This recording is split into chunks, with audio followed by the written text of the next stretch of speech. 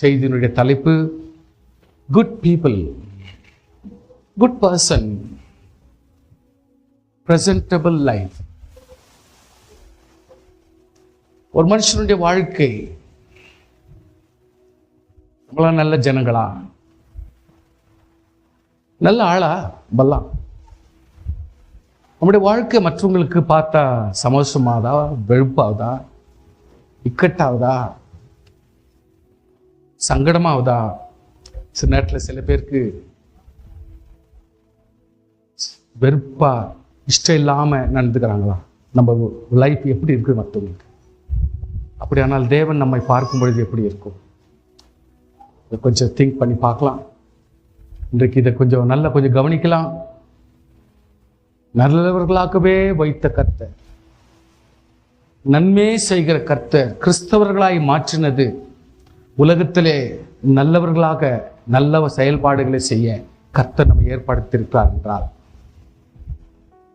அந்த நல்லத்தனம் நிச்சயமாக உலகுக்கு ஒரு வெளிச்சமாகத்தான் இருக்கும். ஹல்லேலூயா, ஹல்லேலூயா. இல்லை, கொஞ்சம் கவனமா இருங்க. இன்னைக்கு அதை செயல்படுத்தலாம். இதை வேற விதமாக கேட்டுக்கலாம். Are you a good people? நல்ல ஜனங்களா? இன்னொரு விதத்தில் கேட்கலாம், நல்லவரா? இப்படிப்பட்ட ஒரு கேள்வி இந்த தலைப்பு செலக்ட் பண்ணும் பொழுது நான் விதவிதமா போட்டு பார்க்குவேன். அதை கூகுளில் போடுவேன். கரெக்டாக இருக்குமா, செட்டாக இருக்குமா, எது நமக்கு பொருத்தமாக இருக்குது, நம்ம வசனம் நம்மளுடைய மெசேஜுக்கு தகுந்ததான தலைப்பாக இருக்குமா, எப்படி இருக்கும்? சில நேரத்தில் ஒரு புது விதமான ஒரு தலைப்பு இருந்தால், இது நான் புதுசாக்குது தலைப்பு, அதை பார்க்கலான்னு சில ஜனங்க பார்க்குவாங்க. ஏன்னா நீங்கள் கேட்டுடுறீங்க, ஆனால் சில பேர் கேட்கறது இல்லையா? அதனால சில பேருக்கு இது ரொம்ப வித்தியாசமாக இருக்குது இந்த தலைப்பு, அப்படி சில பேர் வருவாங்க. ரொம்ப நேர்மையாக போட்டுட்டா அதில் ஒன்றும் அர்த்தமாக இருக்கிறதில்ல, ஒரு த்ரில் இருக்கிறதில்ல, பார்க்கணுன்ற ஆர்வம் வர்றதுக்கு வாய்ப்பு இல்லை. அதனால கொஞ்சம் நல்லா புரிஞ்சு பாருங்க. இன்னைக்கு எந்த விதத்தில் போட்டாலும் சரி, நாம் நல்ல ஜனங்களா, நம்பர் 2, நான் நல்லவனா, நல்லவளா, அல்லது என்னுடைய வாழ்க்கை மற்றவர்களுக்கு ஒரு ஆசீர்வாதமாக இருக்குதா? இப்படி இருந்தால் மட்டும்தான் கிறிஸ்தவராக முடியும். அவர் மட்டுமே ஆவியிலே நடத்தப்பட்டவர், அவர் மட்டுமே பரலோகத்தில் சேர முடியும். ஆனபடினால் நம்மை நாமே நிதானிக்கிறதுக்கு இது ஒரு நல்ல வாய்ப்பு. அதை ஊக்கத்தோடு கர்த்தர் எப்படி ஊக்கப்படுத்துகிறார் என்பதை இந்த நேரத்தில் நம்ம பார்க்கலாம். ஸ்தோத்திரம்.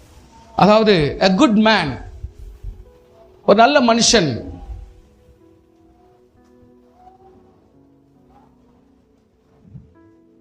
ஒரு நல்ல மனுஷன். லூக்கா 6ஆம் அதிகாரம் 45ஆம் வசனத்தில் வாசிக்கிறோம், நல்ல மரமானது கனி கொடுக்க மாட்டாது, கெட்ட மரமானது நல்ல கனி கொடுக்காது. வைஸ் வர்சா, ரொம்ப கிளியரா போட்டிருக்குது. அந்தந்த மரம் அதன் கனியினால் அறியப்படும். நம்முடைய செயலாலும், நம்முடைய பேச்சாலும், நம்முடைய நடக்கிற வாழ்க்கையாலுமே ஒரு மனுஷனுடைய தரத்தை நாம் அறிய முடியும். The quality of a person will be identified by his works or the activities. முட்செடிகள் அத்தி பழங்களை பறிக்கவும் இல்லை, நெரிஞ்சில் செடியில் திராட்சை பழங்களை பறிக்கிறதும் இல்லை. நல்ல மனுஷன் தன் இருதயமாக நல்ல பொக்கிஷத்து நல்லதை எடுத்து காட்டுகிறான். பொல்லாத மனுஷன் தன் இருதயமாக பொல்லாத பொக்கிஷத்திலிருந்து பொல்லாத எடுத்து காட்டுகிறான். இருதயத்தின் நிறைவினால் அவனவன் வாய் பேசும். What ever was his thing that is inside, உள்ளத்தில் என்ன நிரம்பியிருக்கிறதோ, எந்த சிந்தனையினாலே, எந்த ஒரு கிரியினாலே நிரம்பியிருக்கிறதோ அதுதான் வாய் பேசும். தெரியாத பேசிட்டேன், தெரியாத பேசல, தெரியாத பேசின மாதிரி நீ பேசுற. என்ன நம்மளுக்கு நிறைவு இருக்குதோ, உள்ளத்துல என்ன நிறைவு இருக்குதோ அதுதான் நம்முடைய வார்த்தைகளால் வெளியே வரும், கிரியைகளால் வெளியே வரும். எவ்வளவுதான் பிரிட்டன் பண்ணுங்க, உங்களுடைய செயல் வெளியே வந்துடும். கர்த்தருடைய பிள்ளைகள் எப்பொழுதுமே ஒரு நல்ல காரியத்தை இந்த இடத்துல பார்க்கிறேன். குட் கன்வெர்ட், நல்ல மனம் திரும்புதல், நல்ல மனம் திரும்புதல். இந்த இடத்துல ஒரு எக்ஸாம்பிளா பார்க்கலாம். ரூத் 1ஆம் அதிகாரம் 16 18 வரைக்கும் பார்க்கலாம். அப்பொழுது ரூத், நான் உம்மை பின்பற்றாமல், நேரடியாக பேசுறாங்க, நேர்முக வர்ணனை, டைரக்ட் டயலாக்ஸ் இந்த இடத்துல வருது. அவருடைய மாமியாரை பார்த்து பேசுறாங்க. the words ரொம்ப ரொம்ப அழகான வார்த்தைகள். இது ஒரு பேசுறது, நம்மளாம் ஒருத்தருக்கு ஒருத்தர் பேசுறதுக்கு சலீசா இருக்கும். ஆனால் ஒரு மாமியாரை பார்த்து ஒரு பேச முடியுமானால் பாருங்க, the context is very important. the context is very very important. நல்லா கவனிச்சுங்க. வாழ்ந்த நாள்ல பேசுறது நல்ல ஒரு சைடு, நீ பலம் பெற்ற நாட்கள்ல பேசுறது ஒரு சைடு, ஓஹோ நிற்கும் பொழுது பேசுறது ஒரு சைடு, இன்னைக்கு வாழ்க்கையில் எல்லாமே முடிந்து போன பிறகு நீ பேசுறது ஒண்ணு. இன்றைக்கு பேசுகிற நபர் யார்? ரட்சிப்பு இல்லாதவர், இயேசு கிறிஸ்து பற்றி அறியாதவர், சத்தியம் தெரியாதவர், சபைக்கு போவாதவர், அந்நிய தேசத்திலே வாழ்கிறவர், அந்நிய சம்பந்தப்படுத்தவர், பாவத்திலும் சாபத்திலுமாய் பிறந்தவர். அப்படிப்பட்டவர் நபர் கிறிஸ்தவர்களோடு வரும் பொழுது அவர்கள் பார்க்கிற பேசுகிறதும் நடவடிக்கை கையாளுகிறதும் இதை கண்ட பொழுது அவர்கள் கற்றுக்கொண்டு மனம் திரும்பின விதம் எப்படி இருக்குதுன்னா, எப்படி இருக்குது மனம் திரும்புதல்? அவருடைய மனம் திரும்புதல் எப்படி இருக்குதுன்னா, மறுபடியும் நான் சொல்றேன், ஒரு இப்படிப்பட்ட ஒரு அவிசுவாசி மனம் திரும்பினார் என்றார், அதனுடைய அர்த்தம் என்ன? Please, can you please listen to me? கவனிக்கிறீங்களா? இப்பொழுது யாரோடு பேசுறார்? அவருடைய சூழ்நிலை புரிந்து கொள்ள முடியுமா? அவர்களுடைய நிலைமையை நாம் புரிந்து பேச முடியுமா? அல்லது அவங்க லெவலுக்கு போய் பேச முடியுமா? அவங்களுடைய வயதுக்கு தகுந்த மாதிரி பேச முடியுமா? அப்படின்னா இங்க ஒரு மனம் திரும்பின ஒரு கன்வெர்ட் பேசுறாங்க. இவங்க வயசுக்கு தகுந்த மாதிரி பேசல, இவங்களுடைய வசதிக்கு தகுந்த மாதிரி பேசல, இவங்களுடைய எழுச்சிக்கு தகுந்த மாதிரி பேசல. நான் பேசுகிற ஆளுடைய நிலைமைக்கு தக்கவாறு பேசுறாங்க. எப்படி பேசுறாங்க? நீ போகும் இடத்தில் நான் வருவேன். அப்படின்னா என்ன இடம்னா, உன்னுடைய மூமெண்ட் தான் என்னுடைய மூமெண்ட், உன்னுடைய அசைவு என்னுடைய அசைவு. நீ எப்படிப்பட்ட தீர்மானம் எடுத்து எங்க படிப்படி இருக்கணும் விரும்புறியோ அதெல்லாம் என்னுடைய விருப்பமாக மாறும். எப்படி? What a testimony it is. எவ்வளவு ஒரு அருமையான ஒரு டெஸ்டிமனி பாருங்க. சபையில கொடுத்துடலாம், குடும்பத்துல கொடுத்துடலாம், விசுவாசிங்க கொடுத்துடலாம், அந்நியர் கொடுக்கணும். நீ தங்கும் இடத்தில் தங்குவேன். ரொம்ப பிரச்சனைங்க. நீ அவ்வளவு ஈஸியா எடுத்துட முடியாது. தங்குறது அவ்வளவு ஈஸி இல்லை. சொந்தம் பந்த வித்தியாசம் இருக்கும், பேச்சுக்கள் வித்தியாசம் இருக்கும், உணவு வித்தியாசம் இருக்கும், ட்ரெஸ் வித்தியாசம் இருக்கும், பழக்கங்கள் வித்தியாசம் இருக்கும். இவெல்லாவற்றிலும் நான் தாக்கு பிடிக்கத்தக்கவளாக நான் மாறிவிடுவேன். நீ தங்கும் இடம் என்னுடைய தங்கும் இடமாக இருக்கும். எவ்வளவு ஒரு புரிந்து கொள்ளுதல் பாருங்க. பேசுறது ஈஸிங்க, அது புரிந்து கொள்றது தான் ரொம்ப முக்கியம். வாழ்க்கையில பேசிடலாங்க, அது போல வாழ ரெடி ஆயிடணும். ரெடி ஆயிடல, இவ்வளவு நாள் வாழ்ந்துருச்சு, இப்போ ரெடி ஆகுது.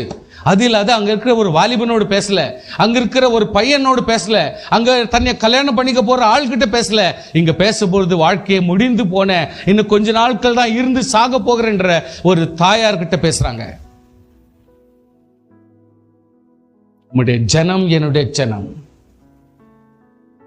அவ்வளவு ஈஸியா ஜனங்களை ஏத்துக்க முடியாது. இந்த காலத்துல ஒருவேளை ஏத்துக்கலாம், அந்த காலத்துல ஏத்துக்க முடியாது. ஏன்னா பாரம்பரியம் ஜாஸ்தி. முடியாது சார், நீங்க யோசிக்கிற மாதிரி முடியாது. எல்லா யூதர்களும் இந்த சைடுல ஒரு ஜோட்டி, இந்த சைடுல ஒரு ஜோட்டி லாங்கா தொங்கினே இருக்கும். இப்படியே நீ ஏத்துக்கணும் ரொம்ப கஷ்டம். ஏன்னா அது சீர்படாது. நீ ரோட்ல கூட நடக்க முடியாது. அது சரியா வளர்க்கலனா, அது சரியா சீர்படுத்தலைன்னா கூட நம்ம பிரசன்டபிளா இருக்க முடியாது.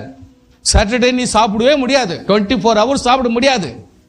சண்டே வெளியில போகவே முடியாது, வாகனத்தை எடுக்க முடியாது, வீட்டில் எந்த ஒரு ருசியான பதார்த்தங்களும் சாப்பிட முடியாது, அடுப்பு மூட்ட முடியாது. சார் கர்த்தர் தெளிவாக சொல்லியிருக்கிறார், நீ நெருப்பு மூட்டக்கூடாது. சாட்டர்டே என்ன சரி, அதை தான் நீ சண்டே கூட சாப்பிடணும்ன்றாரு.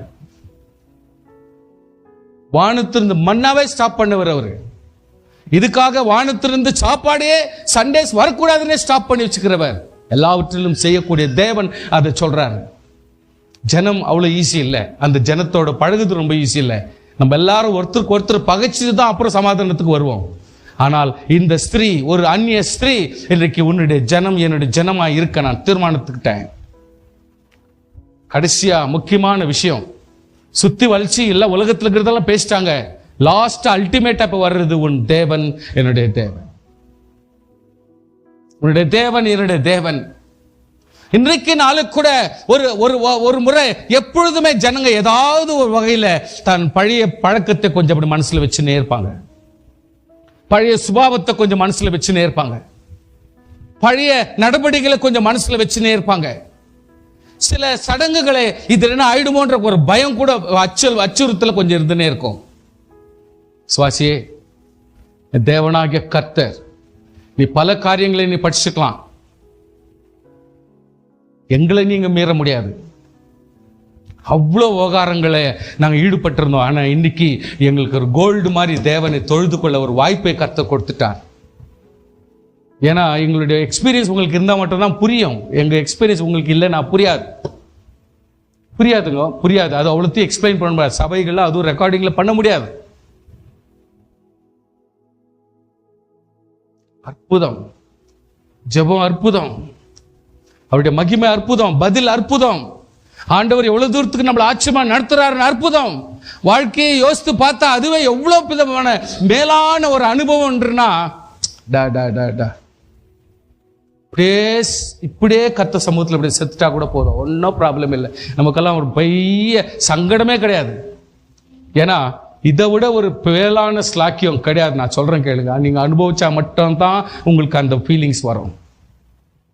நடுவாந்தரத்தில் இருந்தால் அந்த ஃபீலிங்ஸ் வராது. ஐயோ செத்துருமேன்னு பயம். ஒரு அருமையான சகோதரனுடைய ஒப்பு கொடுத்தல், ஒரு ஒப்பு கொடுத்தல். யார் நல்லவர் இப்ப தீர்மானம் பண்ணுங்க, யார் நல்லவர் தீர்மானம் பண்ணுங்க. அப்ப கூட கர்த்தர் சொல்லுகிறார், தேவன் ஒருவரே நல்லவர், மனுஷன் யாருமே நல்லவங்க இல்லை. நம்ம எல்லாரும் நல்லவங்க கிடையவே கிடையாதுங்க. சுத்தி சுத்தி வளைச்சு பார்த்தாலும் நம்ம எல்லாம் நல்லவங்க இல்லை. ஸ்தோத்திரம். மரணம் அடைந்தா கூட இதே செட்டிங்ல தான் இருக்கணும்ன்றாங்க அந்த அம்மா. இதே நிலைமையில நான் உங்ககிட்ட தான் வந்தா, அதுக்கு யார் சாட்சி? தேவன் தான் சாட்சின்றாங்க. சோ அப்போ சாட்சி கூட இந்த அம்மாவும் போடல, சாட்சி கூட தேவனை தான் போட்டாங்க. What a great testimony sir. அந்த ஒரு வார்த்தை நேரடியா பேச முடியும்னா இதுக்கு மேல அவங்க வாழ்ந்தான் காட்டணும். அந்த வாழ்க்கையை என்ன சொல்லட்டா, அவங்க ஒப்பு கொடுத்து வாழ்ந்தாங்கன்றதுக்கு நான் காட்டா. இந்த இடத்துல ரூத் சொல்றாங்க, போவாஸ் அவருடைய லைஃப் மேரேஜ் ஆன பிறகு, அவன் உன் ஆத்மாவுக்கு ஆறுதல் செய்கிறவனும். எப்போ கர்த்தருக்கென்று தன்னை ஒப்பு கொடுத்த சகோதரியே, என் ஆண்டவருக்கென்று தன்னை டெடிகேட் பண்ணி என்னன்னா அந்த துணிஞ்சிட்டேன், நான் என்னுடைய குடும்பத்தோடு நான் வாழ்ந்து கழிப்பேன் என்று நினைக்கிற நீ, உன்னுடைய துணிச்சலும் உன்னுடைய வேர்ட்ஸும் உன்னுடைய டெடிகேஷன் உன்னுடைய வாழ்க்கை தரத்தை நான் பார்க்கும் பொழுது, இப்பொழுது இவ்வளோ வருஷத்துக்கு பிறகு நான் ஒன்று சொல்ல முடியுமானால், உனக்கு பிறந்த குழந்தைய எடுத்துட்டு வந்து நீ டெடிகேட் பண்ற பொழுது இப்ப குடும்பங்கள் பேசுற பேச்சு என்னன்னா, அவன் போவாஸ் என்பவன் உன் ஆத்மாவுக்கு ஆறுதல் செய்கிறவன், உன் முதிர் வயதிலே உன்னை ஆதரிக்கத்தக்கவனமாய் இருக்க கடவன், உன்னை நேசித்து 7 குமாரரை பார்க்கிலும் உனக்கு அருமையாய் இருக்கிற உன் மருமகள் அவனை பெற்றாளே, அருமையான குழந்தையை பெற்றாளே. சோ பெற்ற ஒரு தாய்க்கு இன்றைக்கு ஒரு வாழ்த்துதல் சொல்றாங்கன்னா, அன்னைக்கு அதே தாய் கொடுத்த டெடிகேஷன், அன்றைக்கு ஒப்பு கொடுத்தல், அன்னையிலிருந்து இன்னைக்கு குழந்தை பிறக்கிற மட்டும் அந்த அம்மாவுடைய நடவடிக்கைகளை மனசுல வச்சுக்கின்னு இன்றைக்கு ஆசீர்வாதத்தை சொல்றாங்கன்னா, அவளுடைய டெடிகேஷன் உண்மை, அவர் பேசின பேச்ச உண்மை, இன்னைக்கு வாழ்ந்தது உண்மை, இன்னைக்கு குழந்தை பிறக்கிறப்போ மற்ற ஜனங்க வாழ்த்துறது உண்மை. கரங்களை தட்டி ஸ்தோத்திரம் பண்ணுவோமா? This is what the dedication. ஒப்பு கொடுத்தேன்னு சொன்னா இப்படி நம்ம செயலாலும் நம்முடைய கிரியையாலும் நம்முடைய பேச்சினாலும் நம்முடைய வாழ்க்கையை தத்தம் செய்தால் மட்டும்தான். These are the good people இந்த உலகத்தில் வேணும் சார். ஸ்தோத்திரம். நல்ல ஜனங்கள் வேண்டும், அது ஏன் நாம இருக்கக்கூடாது? ஸ்தோத்திரம் பண்ணுங்க பார்க்கலாம். ஹல்லேலூயா. நல்ல ஜனங்க உலகத்தில் வேணும் ஐயா, அது ஏன் நாம இருக்கக்கூடாது? ஹல்லேலூயா. There is one good husband. ஒரு நல்ல ஹஸ்பண்ட் ஒருத்தர் இருக்கிறாருங்க. அவன் புருஷனாகி எல்கானா அவளை பார்த்து அன்னாளே அந்த word is also very important. அந்த வேர்ட் கூட ரொம்ப இம்பார்ட்டன்ட் பாருங்க. ஒரு மனைவியை பார்த்து அன்னாளே ஏன் எழுதுற? இது கேட்குறீங்கல்ல? கேட்கறது இல்ல. ஏன் அழுவுறேன்னாக்கா ஏன் அழுவ மூஞ்சில் அடிக்கிறாங்க. ஏன் அழுவுறேன்னு கேட்டாலே காரி துப்புறாங்க. ஏன் அழுவுறேன்னு காட்டுறாலே புலி மூஞ்ச காட்டுறாங்க. இன்னைக்கு ஏன் அழுவுறேன்னு கேட்டாலே போதும் அப்படி பிசாசு மாதிரி எரிஞ்சு விழுவுற நாட்கள் இது. அன்றைக்கு சொல்றான், அன்னாளே ஏன் அழுவுற? ஏன் சாப்பிடாதுக்கிற? இந்த காலத்துல நமக்கெல்லாம் தெரியுது எங்க சாப்பிட்றாங்க சாப்பிடலையான்னு ரூம்ல ஈஸியா பார்த்துடலாம். அந்த காலத்துல பார்க்க முடியாதுங்க. ஒரு ரூம்ல திடீர்னு ஓட முடியாது.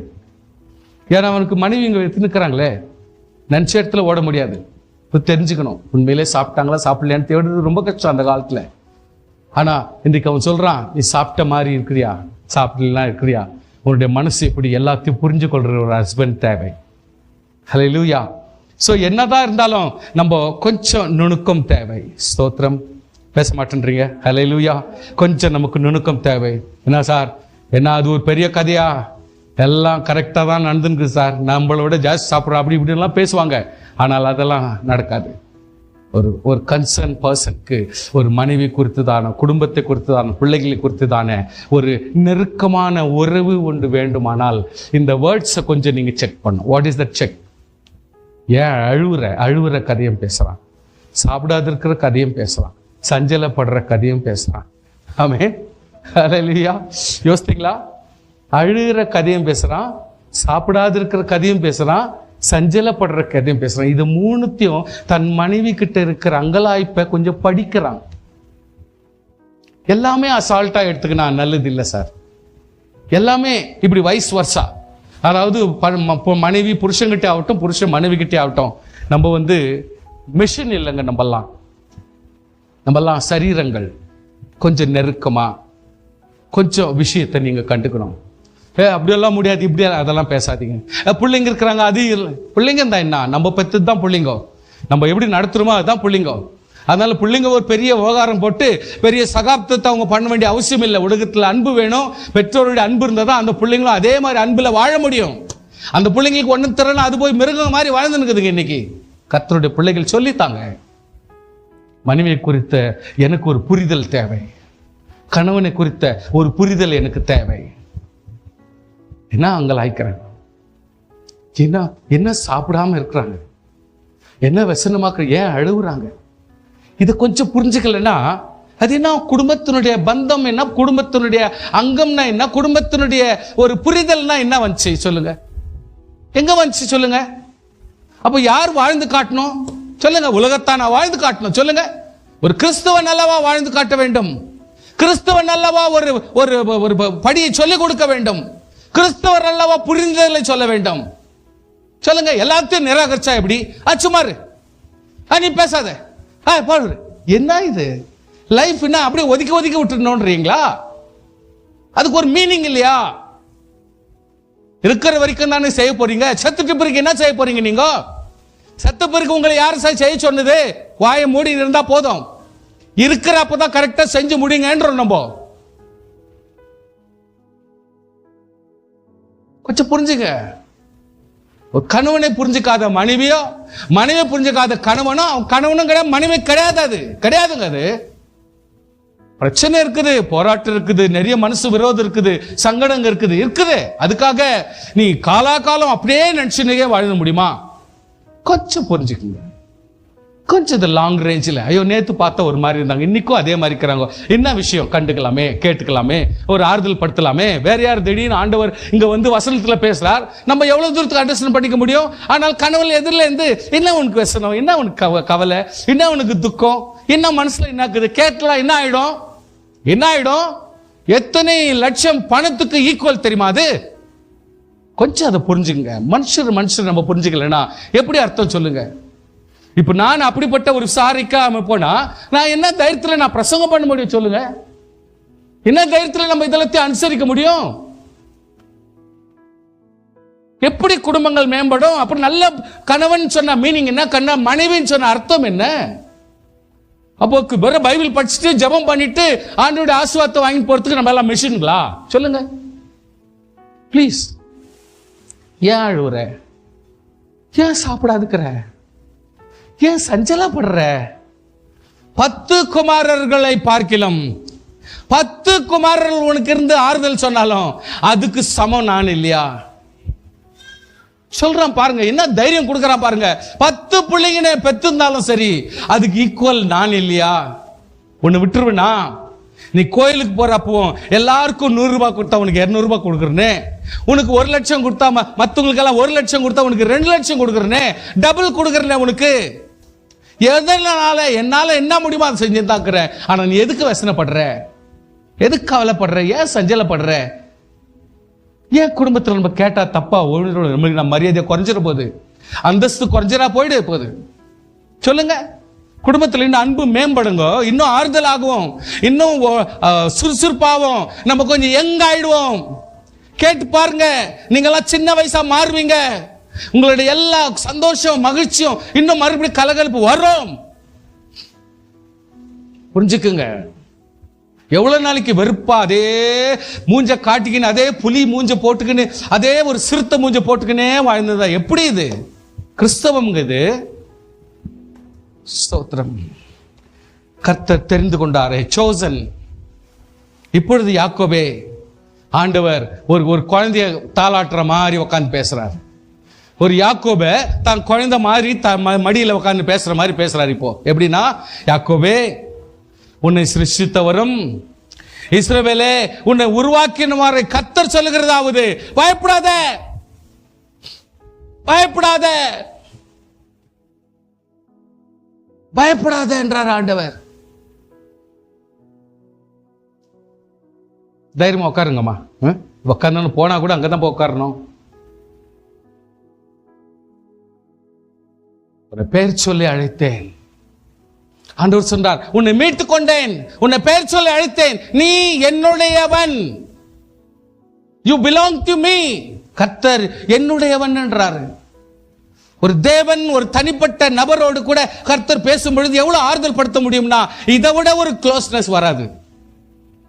தண்ணீர்களை கடந்தா நான் இருக்கிறேன், ஆறுகளை கடக்கும் பொழுது அது உன் மேல புரளுவதில்லை, அதுக்கு நான் ரெஸ்பான்சிபிலிட்டி. அக்னி நடக்கும் பொழுது நீ வேகவே மாட்ட, நான் அக்னி ஜுவாலை உன்மேல் பற்றாதபடி நான் பார்த்துக்குவேன். எவ்வளவு கிளியரா பேசுறார் பாருங்க. இஸ்ரவேலின் பரிசுத்தம் ரட்சகருமாகிய உன் தேவனாகிய கர்த்தர் உன்னை மீட்கும் பொருளாக எகிப்தின் உனக்கு ஈடாக எத்தியோப்பியனையும் சேபாவையும் கொடுத்தேன். இடத்துல இருந்து கொஞ்சம் கவனிக்கணும். மீட்கும் பொருளாக எகிப்தே. எகிப்திலிருந்து என்ன வந்துரு போகுது? எகிப்திலிருந்து என்ன நன்மை வரப்போதுங்க? பெரிய கோட்டீஸ்வரர், உலகத்திலேயே ஒரு பெரிய தலை சிறந்த நாடு, ஒரு பணக்கார நாடு என்று அந்த காலத்தில் பெயர் பெற்றது. எல்லா காஸ்ட்லி பொருளும் காஸ்ட்லி திங்ஸும் எங்க கிடைச்சிச்சுன்னா எகிப்துல தான் கிடைச்சு. அதனால தான் எல்லாரும் எகிப்தினுடைய பொருட்களே விரும்பினாங்க. இந்த காலத்தில் கிடையாது. ஆனால் ஆண்டவர் சொல்லுகிறார், உன்னை மீட்கும் பொருளாக எகிப்தியரே உனக்கு சாய வச்சிட்டேன். அங்கிருந்து என்னென்ன விதமான வைடூரியம் இருந்துச்சோ, என்னென்ன விதமான தங்கம் இருந்துச்சோ, எந்தெந்த விதமான கற்கள் இருந்துச்சோ, எல்லா காஸ்ட்லி கற்களும் உனக்கு கொடுக்க வைத்தேன். இன்றைக்கு எகிப்தியருக்கா இருந்தது எல்லாமே இன்றைக்கு இஸ்ரவேலுக்கா மாறி போச்சு. கர்த்தருக்கு ஸ்தோத்திரம் பண்ணுங்க பார்க்கலாம். ஹல்லேலூயா. எல்லாவற்றையும் கர்த்தர் இஸ்ரவேலுக்காய் மாற்றி போட்டார், தலைக்கீழா மாற்றி போட்டார். எகிப்தியர்கள் எவ்வளவு வருஷமா ஒரு பெயர் பெற்ற ஆட்களாக இருந்தார்களோ அவ்வளவு பணத்தையும் ஒரே நாள்ல ஆண்டவர் சொன்னார், அவங்க மனசுல எல்லாரும் எகிப்தியருக்கு இஸ்ரவேலுக்கு கொடுங்கன்ற மனசை கொடுத்துட்டார். இதுக்கு மேல நமக்கு இருந்தா என்ன ப்ரோஜனம் சொல்லிட்டு எல்லாத்தையும் வாரி கொடுத்துட்டாங்க. அவ்வளோத்தையும் வாரின்னு வந்தாங்க, வாங்கின்னு வந்தாங்க. இல்ல, அந்த வார்த்தை தெளிவா பேசணும். நீங்க வாரிட்டு வந்தாங்க. எவ்வளவு வருஷம் அவங்க பிரயாணம் பண்றாங்க, அவ்வளவு வருஷம் அவங்க கிட்ட சொத்து இருந்துகினேச்சு. காணிக்கை மூட்டை, அதாவது ஒரு மலை போல குவிக்கிறாங்க. சர்ச்சுக்கு வேணும், இங்க வேணும் கேட்ட உடனே அவ்வளோ கோல்டு போடுறாங்க, அவ்வளோ சில்வர் போகலாம், மாணிக்க கற்களை போடுறாங்க காணிக்கையாக. அப்ப கூட அவங்க கிட்ட மேலானவைகள் வச்சிருந்தாங்க. இன்னைக்கு கர்த்தருடைய பிள்ளைகளை தேவன் எப்படி ஆசீர்வதிக்கிறார்னா, நானும் உன்னை சிநேகித்த ஆதலால் உனக்கு பதிலாக மனுஷர்களையும் உனக்கு ஈடாக ஜனங்களையும் பயப்படாதே, நான் உன்னோடு இருக்கிறேன். மறுபடியும் செகண்ட் டைம் சொல்றாரு, நான் உன் சந்ததிக்கு கிழக்கில் வரப்பண்ணி உனக்கு மேற்கில் இருந்து கூட்டி சேர்ப்பேன், ஜனங்களை கூட்டி சேர்ப்பேன். வடக்கில் நோக்கி கொடுப்பா, கர்த்தருடைய பிள்ளைக்கு நான் சொல்லுவேன் கொடு என்றும். தெற்கை நோக்கி நீ வச்சு நிற்காத, கர்த்தருடைய பிள்ளைங்க கொடு என்று சொல்லுவேன். ஒருத்தங்கிட்ட குடு என்றாரா, இன்னொருத்தங்கிட்ட நீ வச்சு நிற்காத என்றாரா. யார்கிட்ட போகணுமா? இஸ்ரவேல் கிட்ட போகணுமா? இருக்க வேண்டியது யார்கிட்ட? இஸ்ரவேல் கிட்ட. ஸ்தோத்திரம், ஹல்லேலூயா. இருக்க வேண்டியது யார்கிட்ட? என் கர்த்தருடைய பிள்ளை கிட்ட இருக்கணும். அதனால தான் கர்த்தருடைய பிள்ளை. ஸ்தோத்திரம். இன்னொருத்தங்கிட்ட சொல்றான், வைத்திராதே, நீ வச்சு நிற்காத, உனக்கு தேவையில்லை, கொடுக்க வேண்டியவங்க கிட்ட கொடு, இருக்க வேண்டியவங்க கிட்ட கொடுன்றார் ஆண்டவர்.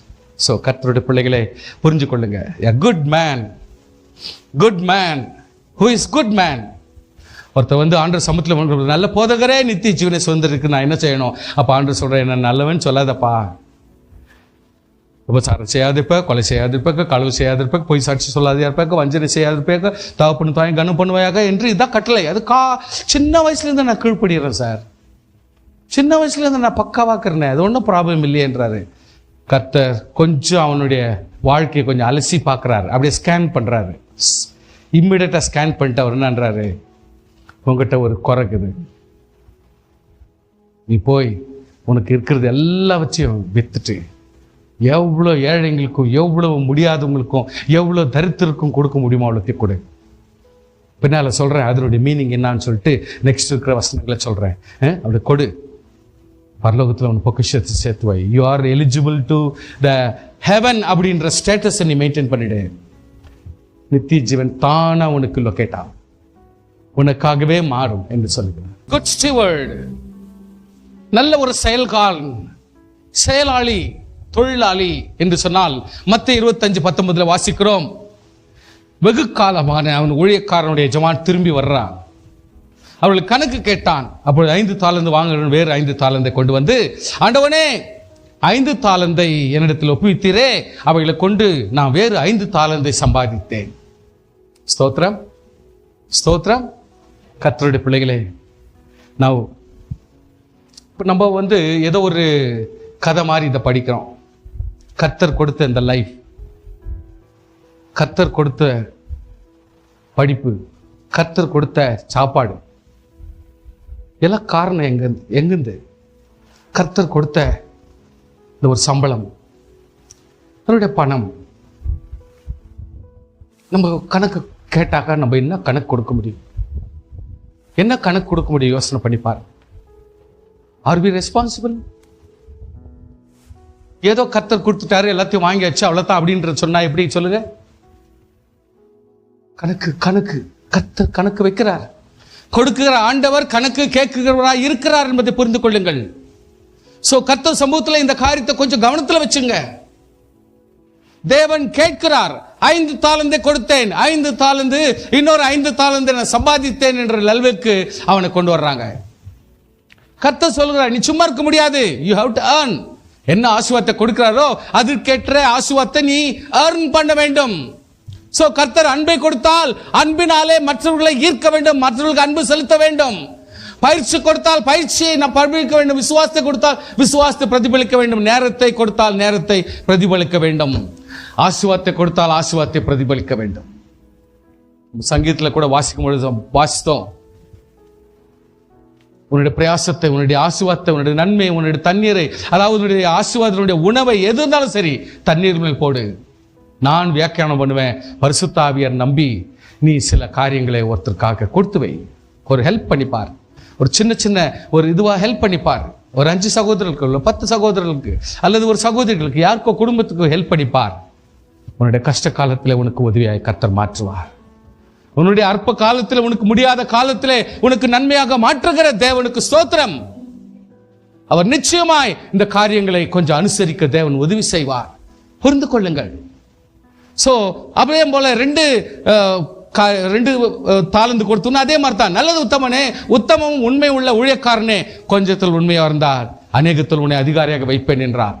அதிகாரி வைக்கிறது மட்டும் இல்லை, அவர் என்னன்றாரு, உன் எஜமானுடைய சந்தோஷத்துக்குள் நீ வாழலாம்.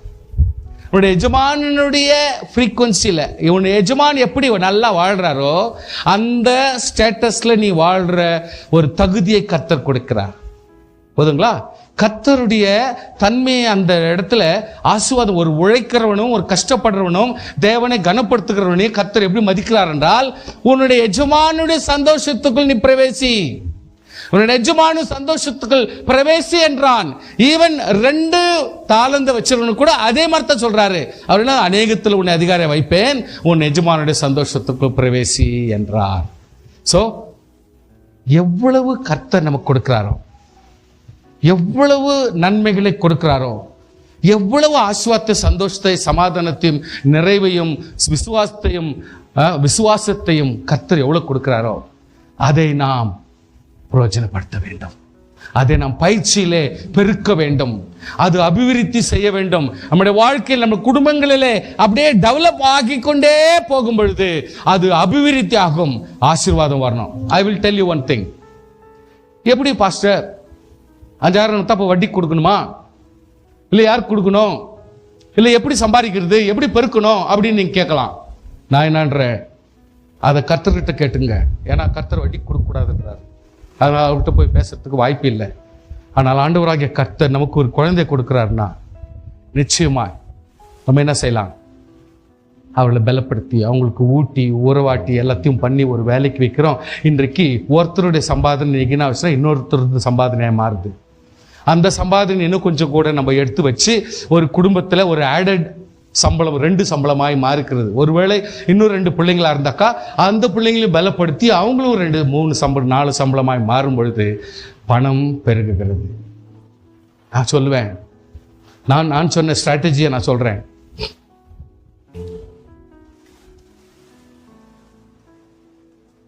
ஊழியத்துக்கு அனுப்புறீங்க, அந்த ஊழியத்துக்கு அனுப்புனா 8 விசுவாசி தான் இருக்கிறாங்க, 4 ஃபேமிலி தான் இருக்குது. அந்த 4 விசுவாசி நம் குடும்பத்தினுடைய சம்பளம் பத்தாது. அதனால என் குடும்பத்தை நான் எப்படி காப்பாத்துறது, நீ கொடுக்குற பணம் எனக்கு சரியாவாதே அப்படின்னு சொல்லுவாங்க. இப்போ நான் சொல்லுவேன், ஐயா நான் கொடுத்த 4 ஃபேமிலி வச்சுன்னு தான் நீ விவகாரம் நடத்துவியா? 1 வருஷம் ஆயிட்டு 2 வருஷம் ஆயிட்டு கூட இன்னொரு 2 குடும்பம், ஒரு 3 குடும்பம், 4 குடும்பம், இன்னொரு 5 குடும்பம் வர்றதுக்கு வாய்ப்பு இல்லையா? அப்படி வாய்ப்பு இல்லைன்னா நீ ஊழியக்காரனாக்கிறதுக்கு லாய்க்கு இல்லை. ஆனால் நீ ஊழியக்காரனானால் இன்னொரு 4 குடும்பங்களை நீ பெருக்கினால் இன்னொரு 4 காணிக்கையும் வரும், 4 தசமாங்கள் வரும். அப்போ உன்னுடைய காணிக்கை பெருக்குதா இல்லையா? அப்போ நீ ஆசீர்வாதத்தை அனுபவிக்கலாமா இல்லையா? அப்போ நன்மைன்றது பெருக்குதல்ன்றது எப்படி வருது? திங்க் பண்ணி பாருங்க. ஆசீர்வாதம் நான் கூட சொல்லுவேன், கர்த்தர் சமூகத்தில் நீங்க ஒன்றும் பெரிய கஷ்டப்பட்டு அவதிப்படணும் அவசியம் இல்லை. there is a strategy. அந்த ஸ்ட்ராட்டஜியை பயன்படுத்தி ஆண்டவருக்கென்று ஊழியத்தை ஒரு மனசார செஞ்சா போதும். கர்த்தர் உன் தேவைகளை சந்திப்பார், உன் குடும்பத்தின் தேவைகளை சந்திப்பார். இல்லை நான் சும்மா வெர்பலா சொல்லுவேன், ஏன்னா எனக்கு தெரியாதெல்லாம் என்னென்னத்தையும் வாய் உளறிடக்கூடாது. கர்த்தர் எப்படியும் நம்மை நடத்துகிற தேவன் தேவைகளை சந்திப்பார். பணத்தை கொடுக்கிறார், பொருளை கொடுக்கிறார், நன்மை கொடுக்கிறார். ஹிப்னோடைஸ் பண்ண முடியாது. கர்த்தருடைய பிள்ளைகள் எப்பவுமே யோசிங்க. சிலர் பார்கெயின் பண்றாங்க.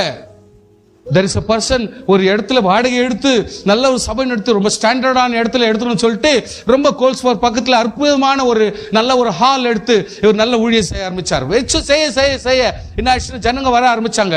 வந்த உடனே அவங்க கிட்ட பேச ஆரம்பிச்சார். நீங்க கொடுக்குற தசமாகும் பத்தாது, நீங்க கொடுக்குற காணிக்கை பத்தாது அப்படின்னு ஜனங்க கிட்ட பேச ஆரம்பிச்சிட்டாரு. என்ன ஆச்சுன்னா கொஞ்சம் கொஞ்சமா வர்றவங்களை நிற்க வச்சிட்டாங்க. கட்சியில 3 விசுவாசி 4 விசுவாசி இந்த சபையை க்ளோஸ் பண்ணிட்டாங்க. the way how to talk, they how to lead, என்ன செய்யணும் நமக்கு அது புரியாது. எப்படி அன்பு செலுத்தணும், எப்படி ஊழியம் செய்யணும், எப்படி ஜனங்களுடைய அன்பை கேட்ச் பண்ணணும், எப்படி உறவாடணும், இந்த உறவு தர்றதில்லை. கர்த்தருடைய பிள்ளைகள் நல்லவர்களாக இருக்கணும்னா வெறும் நல்ல பேருக்கு நல்லவங்களா இருக்கிறது கூடாது, நம்முடைய செயல்பாடுகளிலே நல்லவர்களாக இருக்க வேண்டும். ஹல்லேலூயா, ஸ்தோத்திரம் ஸ்தோத்திரம் ஸ்தோத்திரம். இங்க ஒரு காரியத்தை நாம் படிக்கிறோம். லூக்கா 19ஆம் அதிகாரத்திலே எரிகோ வழி ஆண்டவராக இயேசு பிரவேசிக்கும் பொழுது வழி அருகே ஆயக்காரனுக்கு தலைவன், ஆயக்காரர்களுக்கு தலைவன், பிளஸ் ஐஸ்வர்யமானமாயிருந்த சகை என்பவன் ஒரு மனுஷன் எப்படிப்பட்டவரோ என்று அவரை பார்க்க வகை தேடினான். ரைட், நல்ல காரியம் தானே. ஆனா அவனுடைய விஷயம் உங்களுக்கு நல்லா தெரியும். ஆனால் அதுக்கு ரொம்ப பாசிட்டிவா இவன் போய் குள்ளனானபடினாலே மரத்து மேல ஏறுறான். ஆனால் அவ்வளவுக்கு பாசிட்டிவ் ஆண்டவராய் கர்த்தர் அங்கே வந்து நின்று, சகையுவே நீ சீக்கிரமா இறங்கி வா, நான் உன் வீட்டில தான் தங்கணும் அப்படின்ற ஸ்டேட்மெண்ட் சொல்லும் பொழுது இது அவனால் புரிஞ்சுக்க முடியாத ஒரு சத்தியம். கர்த்தர் சொல்ல முடியுமா? சொல்ல முடியுமா? இன்றைக்கு வசனத்தோடு நம்மோடு பேசுகிறார். நம்ம சொல்ல வேண்டிய அவசியம் இல்லை, கர்த்தர் நம்மோடு பேசுகிறார். ஆனால் வந்தார், ஆவியானவர் கிரியை செய்கிறார். நல்ல கவனிச்சிங்க, ஆவியானவர் கிரியை செய்கிறார். என்ன சொல்றார்? என் ஆஸ்தியில் பாதியை ஏழைகளுக்கு கொடுக்கிறேன். See, that's the transformation. ஒரு மாற்றம், அவனுடைய செயலிலே மாற்றம், ஒரு தீர்மானத்திலே மாற்றம், அவனுடைய கிரியையிலே மாற்றம். யார் நல்லவங்க? யோசித்து பாருங்க. நல்லத்தனம் என்பது எது பாருங்க. நான் ஒருவனிடத்தில் ஏதாகிலும் அநியாயமாய் வாங்கினது உண்டானால் நாலத்தனையா கொடுக்கிறேன். ஏன்னா இவ்வளவு நாள் அவனுடைய பணம் என்கிட்ட இருந்துச்சு, நாலத்தனையாய் கொடுக்கிறேன். நம்ம இன்னொருத்தருடைய ஆசுவாத்தை நம்ம வச்சிருக்கிறது 4 வித வகையான பனிஷ்மெண்ட், 4 மல்டிபிள் பனிஷ்மெண்ட் நம்ம கிட்ட இருக்குதுன்னு அர்த்தம். அநியாயமாய் வாங்கினது உண்டானால் அதற்கேற்ற தண்டனை எவ்வளவு? 4 மடங்கு. கர்த்தருடைய கிருபை நமக்கு இருக்குமானால், நாம் கர்த்தரிடத்தில் மன்னிப்பு கேட்கிறது நியாயமானால், ஆண்டவர் சமூகத்தில் நம்ம என்ன சொல்லலாம்? கர்த்தாவே, நான் வாங்கினது உண்டானதை நான் கொடுத்துட்றேன், என்கிட்ட இருக்கிறது பாதி ஏழைங்க கொடுத்துட்றேன். பிகாஸ் எனக்கு தெரியும் இது எவ்வளோ பணம், யாருது, எந்தா, இன்னொருத்தர் தான். அதே சமயத்தில் கொடுத்துறேன். இன்றைக்கு ஆண்டவர் சொல்றார், இன்றைக்கு இந்த வீட்டுக்கு ரட்சிப்பு வந்து. நவ் யூ கேன் அண்டர்ஸ்டாண்ட் ரட்சிப்புனா மீனிங் தெரியுது. ரட்சிப்புனா மீனிங் தெரியும் நினைக்கிறேன். இயேசு கிறிஸ்து சொந்த ரட்சகட்டா ஏற்றுக்கொண்டேன் அப்படின்னு சொல்லிட்டு உட்காந்துக்கிறது இல்லை. ரட்சிப்புன்றது தன்னுடைய வாழ்க்கையில மனம் திரும்புதலும், ஒப்பு கொடுத்ததிலும், சீர்படுதலும், புது தீர்மானங்கள் எடுத்து வாழ்க்கையில மாற்றத்தை கொடுக்கிறதும், பாவத்திலிருந்து விடுபடுறதும், பரிகாரத்தை செய்கிறதும், இதுதான் நம்முடைய வாழ்க்கையில கர்த்தர் கொடுத்த ரட்சிப்பினுடைய மீனிங். ஆமென். இன்றைக்கு இந்த வீட்டுக்கு ரட்சிப்பு வந்தது என்று சொல்லி கர்த்தர் சொல்றார். என்னன்னா, இழந்து போனதை தேடவும் ரட்சிக்குமே மனுஷகுமாரன். உன்னுடைய வாழ்க்கையில நீ எதை இழந்தாய் அதை மறுபடியும் வாங்கி கொடுக்க நான் வந்தேன் என்கிறார். யோசனை பண்ணி பாருங்க. ஹல்லேலூயா. யோசனை பண்ணி பாருங்க.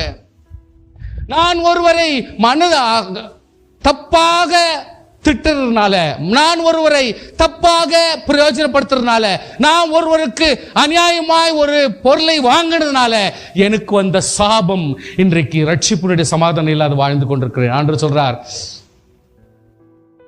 இழந்து போனதை, உன் சமாதானத்தை மறுபடியும் கொடுக்கும்படியாக நான் வந்தேன். அது எதனால் வருது? ரட்சிப்பு இடத்துல வரும் பொழுது நீ புதிய மனுஷனாய் மாறுகிறாய். இன்றைக்கு இவன் மாறினா பாருங்க. அதே தான் நம்முடைய வாழ்க்கையில, இன்றைக்கு நம்முடைய வாழ்க்கையில மாற்றப்பட வேண்டும். நீ எப்பேற்பட்ட ஆளா இருந்தாலும் சரி, நீ ஊழியக்காரன் வெளிப்பட்ட எப்படிப்பட்ட ஆளா இருந்தாலும் சரி, நம்முடைய வாழ்க்கை, எல்லாருடைய வாழ்க்கையிலும் மாற்றங்கள் தேவை, மாற்றங்கள், செயல்கள் தேவை, மாற்றப்பட வேண்டும். அதுதான் நம்ம எழுந்தது. யோசிக்கணும், நான் எழுந்தது எனக்கு அசமாதானம் வரதுக்கு காரணம் என்ன? துக்கமா இருக்கிறதுக்கு காரணம் என்ன? கர்த்தரை மதியாததுக்கு காரணம் என்ன? இப்பொழுது ஆறுதல் இல்லாமல் இருக்கிறது காரணம் என்ன? திங்க் பண்ணோம். What the mistake I did, எப்படிப்பட்ட தப்புகளை நான் செய்தேன். கர்த்தர் சமூகத்தில் நம்ம ஒப்பு கொடுத்து அதனுடைய பரிகாரம் எப்படி தெரியுமா? கடவுளுக்கு ஏதோ ஒன்று கொடுத்துறது இல்லை, அது இல்லை கதை. என்ன தப்பு செய்தோம் அதுல திருந்துறது. கர்த்தர் நம்மை ஆசீர்வாதமாக மாற்ற போதுமானவர். ஹல்லேலூயா, ஹல்லேலூயா. we need to recover sir. அப்போதான் நல்லவங்க சார். நல்லவங்களா வாழ்றது ஒரு சைடு, நல்லவங்க சாட்சியா வாழ்றது ஒரு சைடு. இன்னொன்னு, நாம் என்ன தப்பு செஞ்சு உட்கார்ந்துட்டு இருக்கிறோமோ இதை நாம் சீர்படுத்திக் கொள்ள வேண்டும். you have to come back, you have to revert it back. அது மறுபடியும் திரும்பி நாம் வரணும். வந்தா தான் ஆண்டவருடைய ஆசீர்வாதத்தை மறுபடியும். அதான் ஆண்டவர் சொல்றாரு, எழுந்து போனதை தேடவும் ரட்சிக்குமே மனுஷகுமாரன் உலகத்தில் வந்தார். அதான் ரட்சிப்பினுடைய அர்த்தம். ஹல்லேலூயா, ஸ்தோத்திரம். கர்த்தர் தெளிவாக சொல்றார் who we are, நம்மெல்லாம் யார், எப்படிப்பட்ட ஜனங்கள் என்றதை இந்த இடத்துல ஒன்று சொல்றாரு. ரோமர் 15:14 இது எல்லாருமே ஒரு அளவுக்கு நம்ம பார்க்கணும் அப்படின்னு யோசிக்கிறேன். நீங்கள் நற்குணத்தினால் நிறைந்தவர்களும்.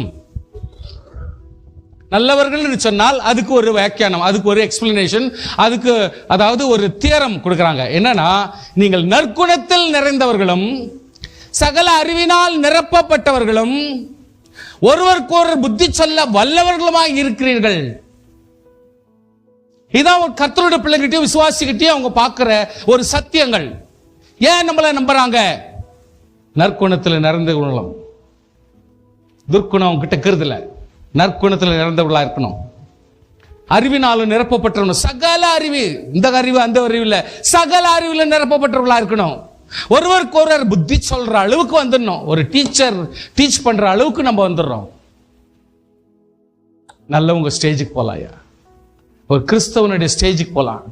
எப்பொழுதுமே கிறிஸ்தவன் இருந்த அந்த வேர்ட்ஸை நம்ம சொல்றதை விட ஒரு வாட்டி சேஞ்ச் பண்ணலாமேன்னு தான் இன்னைக்கு நல்லவர்கள்ன்ற சப்ஜெக்ட்ல வந்தேன். ஸ்தோத்திரம். நமக்கு ஒரு நிச்சயம் வேணும் ஐயா. விசுவாசி நம்மளை பார்த்தாக்கா நம்ம கிட்ட ஒரு நிச்சயத்தை கொண்டு வரும். பரவாயில்ல, எல்லா அறிவும் எல்லா நற்குணங்களும் நம்மகிட்ட வேணும். புத்தி சொல்ற அளவுக்கு நம்மளை பலப்படுத்தணும். கர்த்தர் தயவா இருப்பா. ஹல்லேலூயா, ஹல்லேலூயா. சோ இந்த இடத்துல பீப்புள், அதாவது நல்ல ஜனங்கள், பி அவேர், இன்னும் கொஞ்சம் கூட அலர்ட்டா நிற்க வேண்டியது ஒரு விஷயம் இருக்குது. என்னவென்றால் கலாத்தியர் உங்களுக்கு தெரிஞ்ச விஷயம் தான். ஆவிக்கேற்றபடி நடந்து கொள்ளுங்கள், அப்படி மாம்ச இச்சை விரும்ப நிறைவேற்ற மாட்டாதீர்கள். அதாவது ஆவிக்கேற்றபடி நடந்து கொண்டாலே ஆட்டோமேட்டிக்கா நம்ம மற்ற தேவையில்லாதெல்லாம் ஒதுக்கி வைக்கிறோம்னு அர்த்தம். இப்போ சர்ச்சுக்கு வந்துடும்னு வச்சுங்களேன், தேவையில்லாத வம்புல அங்க வெளியில எங்க மாற்றுறதுலன்னு அர்த்தம்.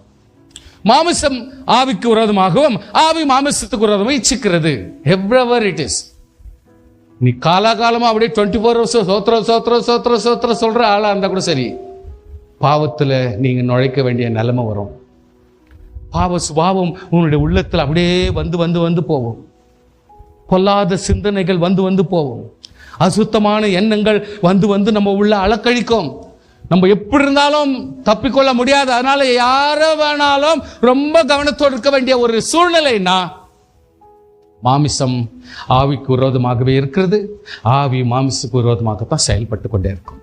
அதனால நீங்க என்ன செய்ய வேண்டும் என்று இருக்கிறீங்களோ அதை செய்யாதபடிக்கு இவைகள் ஒன்றுக்கொன்று விரோதமா இருக்குது. நான் நல்லா இருக்கணும், நான் பரிசுத்தமா இருக்கணும்னு நினைக்கிறா, நமக்கு வேணும்னே விரோதமான செயல் நடந்து கொண்டே. நம்ம நல்ல காரியத்தை தான் யோசிக்கணும் அப்படின்னு யோசித்துனே இருப்போம். பொல்லாத காரியம் திடீர்னு வந்து மனசுல நிற்கும். டக்கு டக்குன்னு செகண்டுக்கு வந்து நின்றுடும் சார். நீங்க ஒன்றும் அதை கணிக்க முடியாது, வேண்டிக்க முடியாது, நீங்க கேட்கவே மாட்டீங்க. தானா வந்து நிற்கும் அசுத்தங்க. இதுதான் மனுஷனுடைய வாழ்க்கை. அதனால கர்த்தர் சொல்றார், மாமிச கிரியைகள் வெளியரங்கமாக்குது. அது ஒன்றும் மறைச்சு வைக்க வேண்டிய அவசியம் இல்லை. விபச்சாரம், வேசித்தனம், அசுத்தம், காம விகாரம், விக்கிரகாராதனை, பில்லி சூன்யம், பகைகள், விரோதங்கள், வைராக்கியங்கள், கோபங்கள், சண்டைகள், பிரிவினைகள், மார்க்கபேதங்கள், பொறாமைகள், வெறிகள், களியாட்டுகள், இப்படி எல்லாமே ஓப்பனா நடக்குது. நம்ம உஷாராக்கணும், உஷாராக்கணும், உஷாராக்கணும், உஷாராக்கணும், ரொம்ப உஷாரா இருக்கணும். ஆவின் கனியோ அப்படின்னும் பொழுது அதுக்கு ஒரு ஸ்பெஷாலிட்டி கொடுக்கப்படுகிறது. அதுக்கு ஒரு ஸ்பெஷாலிட்டி, அதுக்கு ஒரு மேன்மை, அதுக்கு ஒரு மகிமை, அதுக்கு ஒரு செப்பரேட் மதிப்பு. என்னன்னா அன்பு, சந்தோஷம், சமாதானம், நீடிய பொறுமை, தயவு, நற்குணம், விசுவாசம், சாந்தம், இச்சை அடக்கம். சந்தோஷத்தை போய் ஆவிக்குரிய கனின்னு சொன்னா, பாஸ்டர் நான் சிச்சின் தான் இருக்கிறேன், சந்தோஷமா இருக்கிறேன்னா, சிரிப்புல 10 சிரிப்பு இருக்குது. கேலி சிரிப்பு இருக்குது, மூஞ்சி லட்சம் சிரிப்பு இருக்குது, ஒருத்தர் சாவரப்போ சிரிக்கிறது அதுவும் சிரிப்பு, வித்தியாசமான சிரிப்புகள் இருக்குது. அதனால சந்தோஷமாக்குறேன்னாக்கா எல்லாமே வித்தியாசப்படும். அதனால உங்களுக்கு எல்லாம் தெரிஞ்ச விஷயம், கிறிஸ்தவர்களுடைய தங்கள் மாமிசத்தை அதன் ஆசைகள் இச்சைகளையும் சிலுவையில் அறிந்திருக்கிறார்கள். This is a dictatorship. கிறிஸ்தவர்கள் நல்லவர்கள், பரிசுத்தவான்கள், இந்த 3 சென்டிமெண்ட் சொல்ற நாம் எப்படி இருக்க வேண்டும் என்றால், தங்கள் மாமிசத்தின் அதன் ஆசைகளையும் இச்சைகளையும் சிலுவையில் அறிந்திருக்க வேண்டும். ஹல்லேலூயா. நாம் ஆவியினால் பிழைத்தால் ஆவிக்கேற்றபடி நடக்கப்படும். நாம் ஆவிக்குரிய பிள்ளைகள் என்று சொன்னால் ஆவிக்கேற்றபடி அதுக்கு தகுந்த மாதிரி நடக்கணும். அப்பதான் அந்த காரியங்கள் எல்லாம் நம்ம பத்திரப்படுத்த முடியும். ஹல்லேலூயா. ஸ்தோத்திரம், ஸ்தோத்திரம், ஸ்தோத்திரம். என்ன நடக்குதுன்னா, வாட் மே ஹேப்பன், எல்லாமே கரெக்டா நடக்குது நம்ம சொல்ல முடியலையே. சம்திங் கோஸ் ராங். நம்மளாம் நல்லவங்க தான், நம்மள அறியாத ஏதோ ஒன்று நடக்குது. என்ன நடக்குது? மத்தேயு 13ஆம் அதிகாரத்தில் ஒன்று வாசிக்கிறோம். வேறொருவமே அவர்களுக்கு சொன்னார், பரலோக ராஜ்யத்தின் நிலத்தில் நல்ல விதை விதைத்த மனுஷனுக்கு ஒப்பா இருக்கிறது. மனுஷர் நித்திரை பண்ணுகையில் அவனுடைய சத்துரு வந்து கோதுமைக்குள் களைகளை விதைத்து விட்டு போனான். பாஸ்டர், நான் தூங்குறப்போ நான் என்ன பண்ண முடியும்? தூங்க கூடாது, அது கூட தப்பா? உங்களை தூங்கக்கூடாதுன்னு சொல்ல சாமி. ஆவிக்குரிய தூக்கம் கூடாது, ஜெபமே இல்லாத தூக்கம் கூடாது, வாழ்க்கையில அதாவது தூங்குற அனுபவம் லைஃப்ல இருக்கக்கூடாது. அதாவது சரீரம் டயர்டுக்கு தூங்குறது அது வேற. ஆவிக்குரிய பிள்ளைகள் ஆவிக்குரிய தூக்கம் ரொம்ப டேஞ்சர். அலர்ட்டா இருக்கணும். நம்மெல்லாம் ஜபத்துல அலர்ட்டா இருக்கணும், வேத வாசிப்புல அலர்ட்டா இருக்கணும், செயல்பாடுகள் அலர்ட்டா இருக்கணும், நம்முடைய குடும்ப காரியங்களிலும் கணக்குகளிலும் போக்குவரத்துகளிலும் குடும்பத்தின் பிள்ளைகள் காரியங்களிலும் மனைவி பிள்ளைகள் காரியங்களிலும் ரொம்ப அலர்ட்டா இருந்து செயல்படணும். அதுலலாம் கொஞ்சம் தூக்கத்தை காட்டிட்டா இன்றைக்கு பிசாசானவன் தேவையில்லாத விதைகளை போட்டுறான், தேவையில்லாத களைகளை போட்டுறான். மனுஷன் நித்திரை நம்முடைய சத்துரு வந்து கோதுமைக்குள் களையை விதைத்து விட்டு போனான். ஸ்தோத்திரம். அப்ப சொல்றாரு, ஐயோ சத்துரு பண்ணிட்டானே, என்ன பண்றது, அந்த செடியை பிச்சு போட்டுட்டா. ஆண்டு சொல்றாரு, வேணா வேணா வேணா வேணா வேணா வேணா கொஞ்சம் இருக்கு, நீ போய் அதை பிச்சு போடும் பொழுது கோதுமை கூட சேர்த்து போட்டுருவ, அதனால நீ கொஞ்சம் பொறுமையாயிரு, எல்லாம் வளர்த்தோம். சார் கொஞ்சம் கேளுங்க, கொஞ்சம் விஷயத்தை கேளுங்க, இது கொஞ்சம் வளர்த்தோம், விடு விடு விடு விடு விடு வளர்த்த விடு. வளர்ந்து வந்த பிறகு நான் அறுக்கும் பொழுது வெறும் களையை வண்டி பிடுங்கி சரி பண்ணி வெறும் கோதுமை வண்டி விட்டு வளர்க்க விடுவேன். அது வளர்ந்து ஒரு அளவுக்கு வந்த பிறகு அப்புறம் கோதுமையை நான் இதில் சேர்ப்பேன். என்னுடைய மீனிங் என்ன தெரியுங்களா? இன்னைக்கு ஆண்டவராகிய கர்த்தர் நமக்கெல்லாம் இறக்க வச்சிருக்கிறார். களையும் கூட சேர்த்து எவ்வளவு நாளைக்கு முடித வாழ் நானும் பார்க்குறேன். எவ்வளவு நாளைக்கு தான் அந்த களை கூட சேர்த்து, அதாவது கோதுமை கூட வருது பார்க்கிறேன், நானும் பார்க்கிறேன். ஆனால் அந்த களையை பிடுங்குற ஒரு நாள் வரும், நான் அது பிடுங்குவேன். என் விசுவாசிகளின் உள்ளத்திலிருந்தும் அவருடைய குடும்பத்திலிருந்தும் களைகளை பிடுங்குகிற ஒரு காலம் இருக்கிறது. அந்த காலம் நடந்து கொடுத்தது, கிருபையின் காலம். இந்த கிருபையின் யுகத்தில் ஆண்டவராகிய கர்த்தர் களைகளையும் கொஞ்சம் விட்டு வச்சிருக்கிறார். அதனால தான் இன்னைக்கு நமக்கு சாபம் வரல, அதனால தான் இன்னைக்கு தண்டனைகள் வரல. ஹல்லேலூயா. ஆனால் கர்த்தர் ஒரு நாள் வைத்திருக்கிறார். விசுவாசிகள் ஒவ்வொருடைய வாழ்க்கையிலும் களைகளை பிடுங்க வேண்டிய காரியங்கள். அதான் சில நேரத்தில் சிலர் அனுபவிக்கிறோம். ரொம்ப கஷ்டம், ரொம்ப சான்ஸ், ரொம்ப சந்தர்ப்பம். பாருங்க, ஒரு கம்பெனியில் வேலை செய்யறேன்னு வச்சுங்களேன், ஒரு செக் இன் போஸ்டுக்குள்ள போக வேண்டியதாக இருக்கும். அது போகும்பொழுது எந்த மெட்டல் இருந்தாலும் அது சவுண்ட் வந்துடும். நீங்கள் நார்மல் ஃபேக்ட்ரியில் போனீங்களா அது பெருசாக எடுத்துக்க மாட்டாங்க. Suppose if you go to watch ஃபேக்ட்ரியோ, இல்லை ஒரு டைமண்ட் ஃபேக்ட்ரிலையோ, இல்லை ஒரு கோல்டு ஃபேக்ட்ரிலையோ, இந்த மாதிரி இடத்துங்களில் வேலை செய்கிறவங்க வந்து கண்டிப்பாக அது சவுண்டு போட்டுரும். அதனால் உங்களுக்கு அந்த ஃபேக்ட்ரிக்கு முன்னாடியே கபோர்ட்ஸும் கொடுத்துருவாங்க. அந்த கபோர்ட்ஸ் என்ன பண்ணும், நீங்கள் போயிட்டு உங்களுடைய என்னென்ன பொருள், வேல்யூபிள் பொருள் இருக்குதோ, பேக் ஆகட்டும், சாப்பாடாகட்டும், எது வந்தாலும் சரி, எல்லாத்துக்கும் அது உள்ள போட்டு அங்கே யூனிஃபார்ம் மட்டும் போட்டுக்கின்னு அந்த பூட்டை பூட்டிட்டு அவங்களுக்குன்னு ஒரு செக், அதாவது பஞ்சிங் இடத்துல ஒரு வார்ட்ரோப் இருக்கும். அந்த வார்ட்ரோப்ல கீங்க மாட்டுறதுக்கு வச்சிருப்பாங்க. அந்த கீ கூட அங்கே வச்சிடணும். ஸ்ட்ரைட்டாகவே இவர் போகலாம், சவுண்ட் எதுவும் வராது. அப்பி தப்பி அப்படி போனாலும் சில நேரத்தில் சில பொருள்கள் ஒட்டி நிற்கும், சில இரும்புகள் சில நேரத்தில் ஒட்டி நிற்கும். அது லைட்டாக குய் அப்படின்னும். இவங்க வர்பலாக செக் பண்ணுவாங்க, லேடிஸ்க்கு செக் பண்ணுவாங்க, எல்லா இடத்துலையும் செக் பண்ணுவாங்க. அதுக்குன்னு செக் பண்ணுறதுக்கு ரூமுக்குள்ளே இட்டுன்னு போயிட்டு எல்லாத்தையும் செக் பண்ணுவாங்க. இப்படியெல்லாம் செக் பண்ணிட்டு தான் ஒருத்தர் அனுப்பி விடுவாங்க. ஆனால் நீ ஆளை கொஞ்சம் சமாளிச்சுக்கின்னு ஒவ்வொரு பொருளாக எடுத்துன்னு வர ஆளா நீ மாறிட்டேன்னா எப்படி ஆகிலும் உன்னை சந்தர்ப்பத்துக்கு உள்ளாக்க ஒருவர் செக்யூரிட்டி காத்திருப்பார். அவர் விடவே மாட்டார். செக்யூரிட்டின்னு ஒருவர் இருந்தே இருக்கிறார். எந்த செக்யூரிட்டி நான் சொல்றேன்? இந்த செக்யூரிட்டி. நீங்க புரிஞ்சுக்கணும். எப்பவுமே ஒரே டைப்ல இருக்கக்கூடாது. நீங்க there is one security. ஆண்டவர் நீதி உள்ளவர், அவர் நியாயாதிபதி, நமக்கு உதவி செய்கிறவர் தான். ஆனால் அவர் நீதி உள்ளவர், அவர் எல்லாவற்றையும் பார்க்கிறார். நான் விசுவாசின்றதுனால இவ்வளவு பெருசு கோல்டு பீஸ் எடுத்துன்னு போயிடுன்னு சொல்லுவாரா? அல்லது வாய்ஸ் ஃபேக்டரியில இருந்து இது ஒரு நல்ல காம்பனன்ட் நல்லா பார்க்கறதுக்காக நீ தூக்கின்னு போயிடுன்னு சொல்லுவாரா? எப்படி இது? அப்போ நீதி உள்ள தேவனை வணங்குகிற நீ நீதி உள்ளவா இருக்கணும். அவர் பூர்ண சர்க்குணரா இருந்தால் நீ பூர்ண சர்க்குணரா இருக்கணும். அதான் கர்த்தருடைய பிள்ளைகள் அடையாளம். மாத்தி நீ அவதிப்படுவாயானால், அது திருந்தாதிருப்பானால் ஒரு நாள் தண்டனைக்கு நாம் ஆளாக வேண்டிய சூழ்நிலை வந்து யோசனை பண்ணி பாருங்க. விசுவாசிகள் எப்பொழுதுமே ஆண்டவர் சொல்லுகிறார், நோ ப்ராப்ளம், நான் இப்போ அலோவ் பண்ணிருக்கிறேன், கொஞ்சம் பதர் கூட வந்துனே இருக்குது. கலைகள் கொஞ்சம் கூட வந்துட்டே இருக்குது. உங்ககிட்ட நான் கலைகளும் கூட வளர்ந்துருக்கு, உன்னை போலவே வளர்ந்துருக்கு. பார்த்தீங்கன்னா நோ பைசா கட்டிருக்கிறான் பாரு, எவ்வளோ பெரிய பில்டிங். ஐயோ இவ்வளோ மாதிரி நாய் செயின் மாதிரி போட்டுன்னு போறான் பாரு, செயின் கோல்ட அப்படி. சரி, நம்மெல்லாம் விந்திக்கிற நிலைமையில அவ்வளவு மோசமா சில காரியங்கள் நடக்குது கொண்டு இருக்கிறோம். கலைகளை கர்த்தர் அலோவ் பண்ணியிருக்கிறார். ஹல்லேலூயா. கலைகளை கர்த்தர் அலோவ் பண்ணியிருக்கிறார், நோ ப்ராப்ளம். ஆனால் நமக்குன்னு ஒரு ரெஸ்பெக்ட். யுவர் நேம் இஸ் கோதுமை, உன்னுடைய பெயர் கோதுமை. பதற்கு ஈக்குவலா நீ இருந்துராத. பதற்கு இருக்கிற மரியாதைக்கு தகுந்த மாதிரி கோதுமை இருக்க கூடாது. கோதுமையினுடைய மரியாதையே வேற. ஹல்லேலூயா.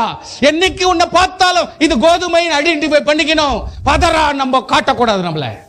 ஏன்னா பதற்கு என்னைக்கு வருமா பிரச்சனை தெரியாது. கர்த்தர் அதை எல்லாவற்றையும் அழித்து எரித்து போடுகிற நாட்கள் வரும். சில நேரத்தில் கர்த்தர் நம்ம கிட்ட இருக்கிற பதரை எடுத்து எரிச்சு போடுவாரு. நமக்கு ரொம்ப கஷ்டமா இருக்கும். கர்த்தர் ஏன் தான் மாற்றி மாற்றி சோதிக்கிறாரோ, ஓ ஏன் தான் இன்னைக்கு இப்படி வந்துச்சு, என் பிள்ளைக்கு வந்துச்சு, இங்கே வந்துச்சு, இவ்வளோ கஷ்டம் வந்துச்சு, அவங்க வந்துச்சு, இவ்வளோ தொல்லை கொடுங்க. நம்ம குடும்பமே என்ன கஷ்டப்பட்டு வாழ்ந்துருக்கிறோம். இதுங்க எங்கெங்கேருந்தோ வருதுங்க, சொந்த பந்தெல்லாம் வந்து எல்லாத்தையும் இழுத்தடிச்சு நாசம் பண்ணுதுங்கப்பா. நான் படுற கஷ்டத்தெல்லாம் அப்படி இழுத்துன்னு போதுங்கப்பா அப்படின்ற ஒரு ஸ்டேஜ் வரும். கர்த்தருடைய பிள்ளைகளே, பதரை உன்னிடத்திலிருந்து எடுத்து போடுகிற அந்த சூக்ஷ்மத்தை கொஞ்சம் நீ புரிஞ்சுக்கினேன். ஆண்டவர் அலோ பண்ணும் பொழுது நீங்கள் ஆண்டவரை நிந்திக்காதீர்கள். கர்த்தர் உன்னை சுத்தம் பண்ணுவார், உன்னை பொன்னாக விளங்க பண்ணுவார். ஸ்தோத்திரம். உன்னை ஆசீர்வாதமா வைக்க விரும்புகிறார். ஹல்லேலூயா. நீயாக இருக்க கர்த்தர் உன்னை ஆசீர்வதிக்க விரும்புகிறார். அதுக்கு நீ இடம் கொடுக்க வேண்டும். வேதனைக்கு இடம் கூடாதே, துக்கப்படாதே.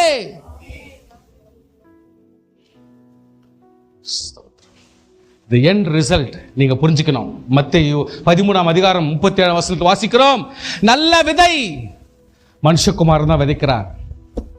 நல்ல நிலம் எது? இந்த உலகம் தான் நமக்கு நல்ல நிலம், நமக்காக கொடுக்கப்பட்ட ஆசீர்வாதமான இடம். நல்ல விதை எது? ராஜ்யத்தின் புத்திரர். கரங்களை வைத்து சோத்திரம் பண்ணுங்க.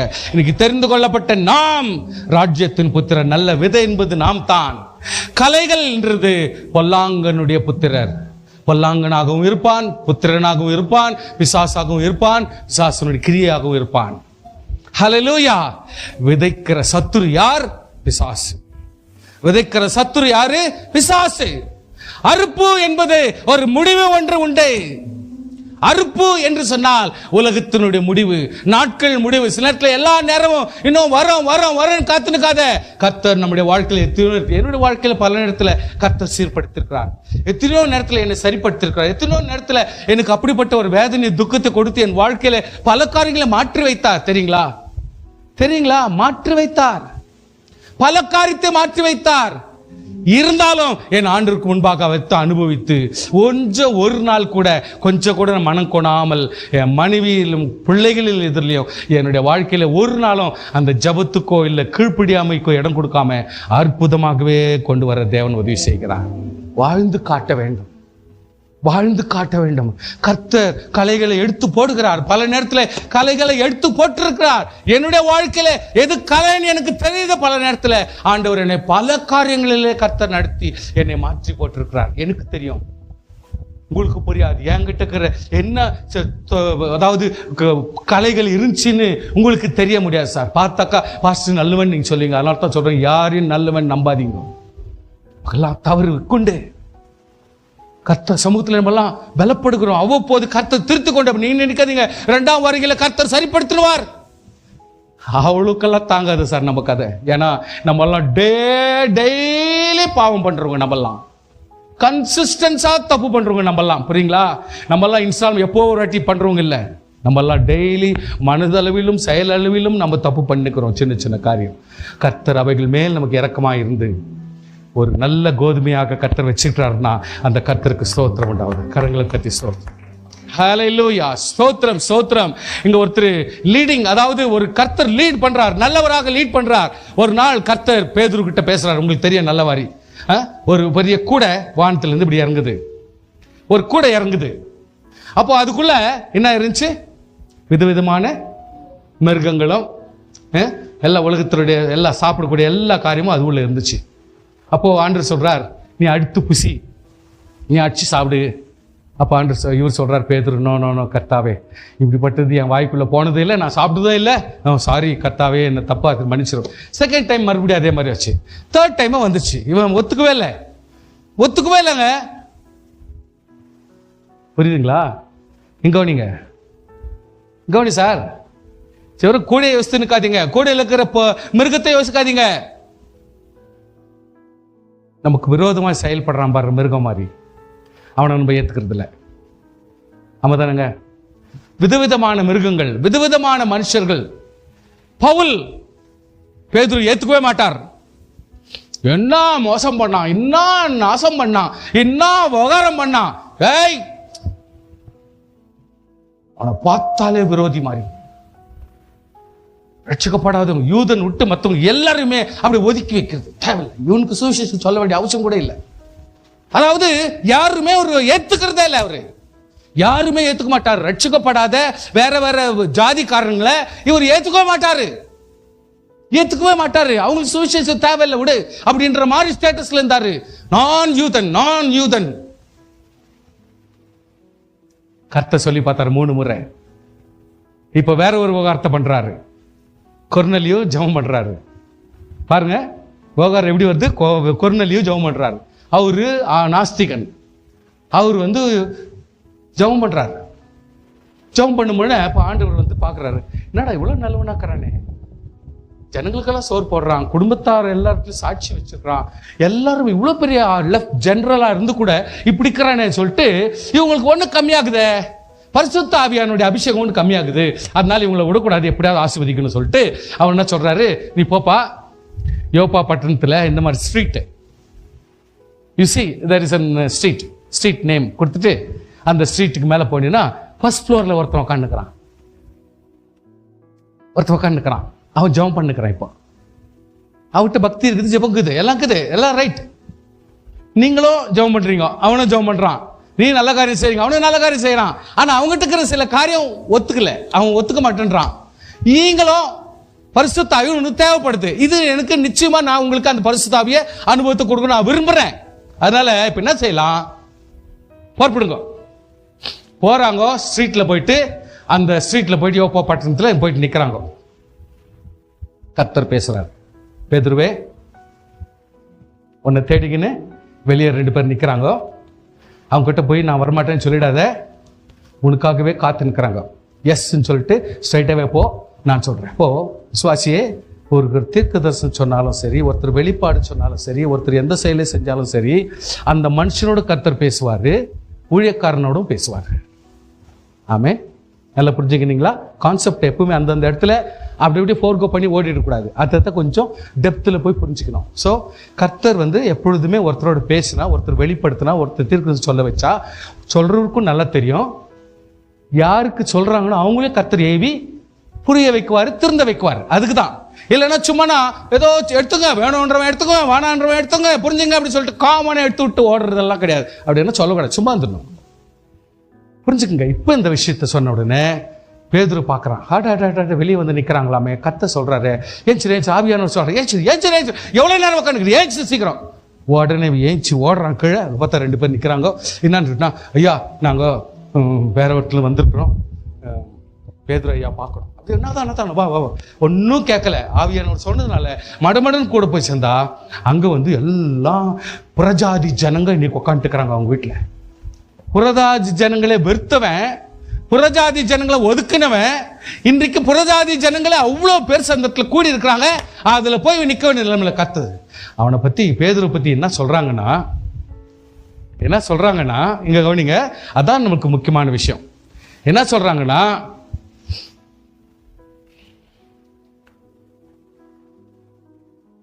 நீயும் உன் வீட்டார் அனைவரும் ரட்சிக்கப்படுவதற்கு ஏதுவான வார்த்தைகளை அவன் உனக்கு சொல்லுவான். போதுங்களா? ஆண்டவர் என்ன செய்ய போறாரோ அந்த புல் செயலை உங்களுக்கு சொல்லிக் கொடுப்பான். யாரு? இன்றைக்கு பேதுரு சொல்ல போறாங்க. அதனால நீங்க கவனமா இருங்க. அவனை போய் கூட்டிட்டு வாங்க. ஏன்னா நீயும் உங்க வீட்டில் இருக்கிற எத்தனை பேர் இருக்கிறாங்க அத்தனை பேரும் ரட்சிப்படுவதற்கு ஏதுவான வார்த்தைகளை அவன் உங்களுக்கு தெளிவாக சொல்லுவான். அவன் சொல்றான், கர்த்தர் அவன் பேச தொடங்கிய பொழுது பரிசுத்த ஆவியானவர் இறங்கினார். அவள் எல்லார் மேலும் ஆவியானவர் இறங்கி அபிஷேகம் பண்ணினார். கரங்களை விட்டு ஸ்தோத்திரம் பண்ணுவார். ஹல்லேலூயா. அபிஷேகம் பண்ணினார். ஆண்டவராகிய கர்த்தர் பெரிய காரியங்களை செய்தார். அந்த குடும்பத்தில் அன்னிலிருந்து பேதுரு திறந்துறான். அன்னிலிருந்து பேதுரு திரும்பினா எவ்வளோ நாள் ஆன பிறகுதான் பேதுரு சவுலை மீட் பண்றாரு. அது வரைக்கும் இவங்க 2 பேரும் மீட் பண்ணதே கிடையாது. எலியும் புலியுமா இவங்க தூரம் ஒதுங்கி வச்சிருந்தாங்க. ஏன்னா பேதுருடைய அந்த இது.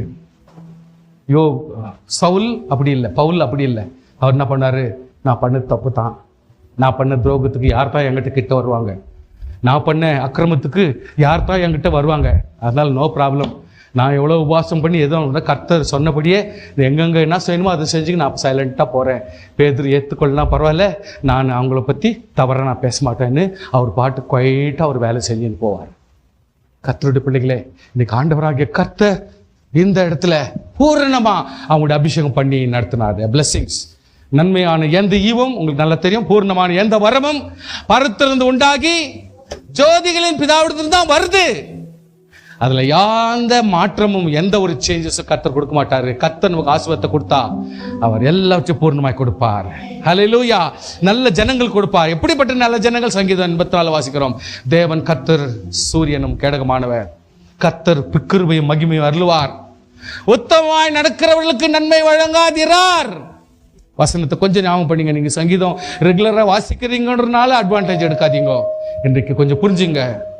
உத்தமமாய் நடக்கிறவர்கள் சொல்லுங்க எல்லாரும், உத்தமமாய் நடக்கிறவர்களுக்கு நன்மை வழங்காதிரார்.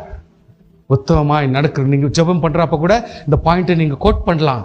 ஆண்டவரே, உத்தமமாய் நடக்கிறவர்களுக்கு நன்மையை வழங்காதிரார் என்று சொல்லப்பட்டிருக்கிறதே. ஆண்டவரே, நீங்க ஜெபிக்கலாம். ஸ்தோத்திரம். காட்ஸ் அட்மினிஸ்ட்ரேஷன், கர்த்தர் நன்மையானதை தருகிறவர். ஹல்லேலூயா. கர்த்தர் நம்முடைய தேசமும் தன் பலனை கொடுக்கும். பலனை கொடுக்கும். ஐயா, நீ கர்த்தருடைய பிள்ளையானால் தேசம் உனக்கு நன்மை கொடுக்கும். நீதி அவருக்கு முன்னாக சென்று அவருடைய அடிச்சுவடுகளை வழியிலே நன்மையில் நிறுத்தும். ஹல்லேலூயா. அடிச்சுவடுகளின் வழியிலே நம்மை நிறுத்தும். சோ கர்த்தர் அவ்வளவு தூரத்துக்கு நமக்கு நன்மை செய்கிறவர், பலனை கொடுக்கிறவர், முன்னாக சென்று நம்முடைய ஒவ்வொரு ஸ்டெப்லையும் நம்மை நிறுத்துகிற தேவனுக்கு ஸ்தோத்திரம் உண்டாவதாக. கர்த்தர் கொடுக்கிறவர். அவர்கள் கிரியைகள் எவ்வளவு திரளா இருக்கிறது, உடைய பொருள்கள் நிறைவா இருக்கிறது, பெரிது விஸ்தாரமான இந்த சமுத்திரமும் அப்படியே நிறைந்திருக்கிறது. கர்த்தர் எவ்வளவு ஆசீர்வாதத்தை கொடுத்திருக்கிறார்.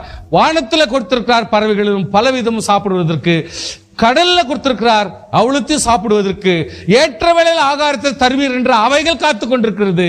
நமக்கு தான் அது புரிய மாட்டேங்குது. ஸ்தோத்திர, நீர் கொடுக்க அவர்கள் வாங்கி கொள்கிறது, உடைய கையை திறக்க அவர் நன்மையால் திருப்தி ஆகிறது. ஹல்லேலூயா. நீர் உம்முடைய முகத்தை மறைக்க அது திகைக்கிறது. நீர் அவைகளின் சுவாசத்தை வாங்கி கொள்ள மாண்டு தங்கள் மண்ணுக்கு திரும்புகிறது. ஸ்தோத்திரம். நீர் உம்முடைய ஆவியை அனுப்பும் போது அவைகள் சிருஷ்டிக்கப்பட்டு நீர் பூமியின் ரூபத்தை புதுகாக்குகிறீர். கர்த்தர் எல்லாவற்றையும் செய்கிறார். அப்படியேப்பட்ட கர்த்தர் நமக்கு இருக்கிறபடினாலே ஆண்டவருக்கு நன்றியாய் நாம் வாழ்வது நமக்கு நல்லவாயிருக்கும். ஹல்லேலூயா. லாஸ்டா 2 வசனம் மாத்திரம் உங்களை உற்சாகப்படுத்தி நான் முடிக்கிறேன். கேளுங்கள், கொடுக்கப்படும். ஐயா, டைரக்டா நான் சொல்றேன், ஜெபிங்க. ஜெபத்தை மறந்துடாதீங்க. மறுபடியும் ஞாபகப்படுத்துறேன், ஜெபம் மறந்துடாதீங்க. தேடுங்கள். எப்படி ஆசீர்வாதத்தை தேடலாம், எப்படி பரிசுத்தத்தை தேடலாம், எப்படி நன்மையை தேடலாம், என் மகளுக்கு எப்படிப்பட்ட ஆசீர்வாதத்தை தேடலாம், என் மகனுக்கு எப்படிப்பட்ட நன்மை தேடலாம். தேடினே இருங்க, தேடினே இருங்க. ஓயாதீங்க, ரெஸ்ட் எடுக்காதீங்க, ஓயாம எடுக்காதீங்க. கர்த்தர் சமூகத்தில் தேடிக்கொள்ளுங்கள். தட்டுங்கள், தட்டுங்கள், தட்டுங்கள். ஆண்டவருடைய சமூகத்தை தட்டுங்கள், பரிசுத்த ஆவியை தட்டுங்கள், தேவ ராஜ்யத்தை தட்டுங்கள். நன்மை கிடைக்கிற வரைக்கும் நம்ம தட்டுறோம். ஹல்லேலூயா. ஆசீர்வாதம் வர்ற வரைக்கும் தட்டுறோம். ஆண்டவர் சமூகத்தில் மறுபடியும் ஞாபகப்படுத்துறேன். வசனம் தெரியும் தெரியும் சும்மா இருக்க வேண்டாம்.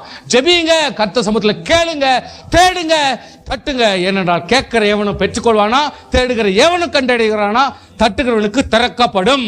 சோத்திரம். ஹல்லேலூயா. சோத்திரம். மீனை கேட்டால் பாம்பை கொடுப்பானா, கல்லை கேட்டால் ஹல்லேலூயா. இந்த இடத்துல எவ்வளவு ஒரு ரெஃபரன்ஸ் கொடுக்கிறார். நம்ம இது வரைக்கும் செஞ்சது இல்லையே, கேட்டது இல்லையே, யார் இப்படிப்பட்ட தப்பு செஞ்சுதான் நம்ம கேள்விப்படலையே. பரலோகத்தில் தம்முடைய பிதாவில் வேண்டிக் கொடுக்க நன்மையை கொடுப்பது அதிகம் நிச்சயம் அல்லவா. கர்த்தருக்கு ஸ்தோத்திரம். ஹல்லேலூயா, ஹல்லேலூயா. ஸ்தோத்திரம், ஸ்தோத்திரம், ஸ்தோத்திரம், ஸ்தோத்திரம். கடைசி ஒரு வசனத்தை நான் வாசிக்க விரும்புகிறேன். ஆதியாகமம் 24 அதிகாரம் வாசிங்களா? ஆதியாகமம் 24ஆம் அதிகாரம் 10-13 வாசிங்க. வாசிங்க, யாராவது வாசிங்க.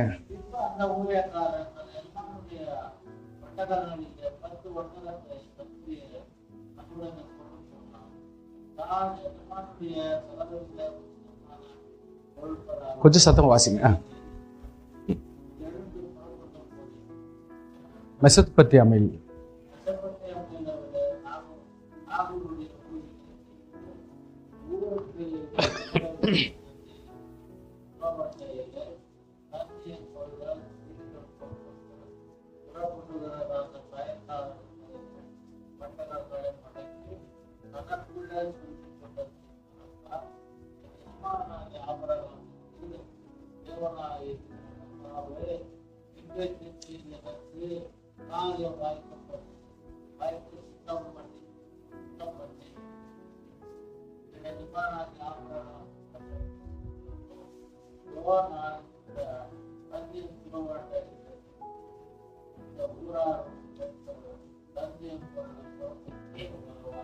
போதும்.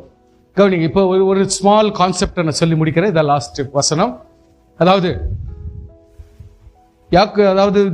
இவர் சொல்றாரு, ஆபிரகாம், எனக்கு வேண்டிய பெண்ணை இந்த இடத்துல தான் நீ போய் இட்டுன்னு வரணும், அது ஆண்டவர் எனக்கு வெளிப்படுத்திருக்கிறார், அதனால நீ அங்கே தான் போய் பண்ணணும் அப்படின்னு சொல்லிட்டு தெளிவாக சொல்லிட்டார். சொல்லிட்டு பர்மிஷன் வாங்கிட்டார். பர்மிஷன் வாங்கிட்டதுனால இவர் ஒரு விஷயத்தையும் சொல்றார். அதாவது குழந்தை பிறக்கிறதுக்கு முன்னாடியும் ஒரு வார்த்தை சொல்றார். கர்த்தாவே, வேற ஒரு இனத்தானாகி அவனும் வந்து நம்ம வீட்டில் வந்து சேர்ந்துக்குன்னு அவனே பெரிய ஆளாக்குறானே நம்ம வீட்டில்.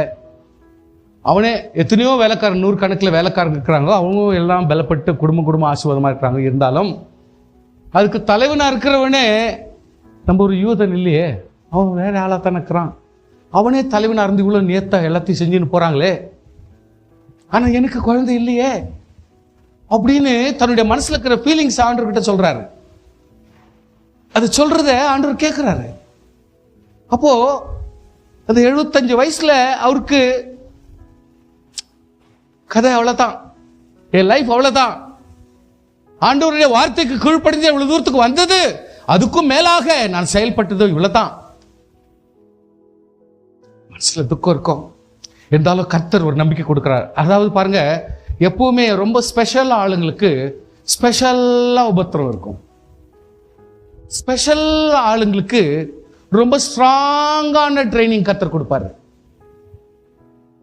ரொம்ப உத்தமமா உண்மையா இருக்கிற விசுவாசிங்களுக்கு கர்த்தர் ரொம்ப ரொம்ப ரொம்ப அபூர்வமான ஒரு பாரமான ஒரு தாங்க முடியாத ஒரு சூழ்நிலை கர்த்தர் கட்டளையிடுவார். பெரிய பெரிய டார்கெட்டை கொடுக்கிறார், பெரிய பெரிய ப்ராஜெக்ட் கொடுப்பாரு. தாங்க முடியாத சூழ்நிலையெல்லாம் கடந்து போகிற நிலைமை. பெரிய பெரிய பணக்காரன், பெரிய பெரிய வசதியாளர்களுக்கெல்லாம் இந்த கதி தான் நடக்குது. அப்படிதான் நடக்குது.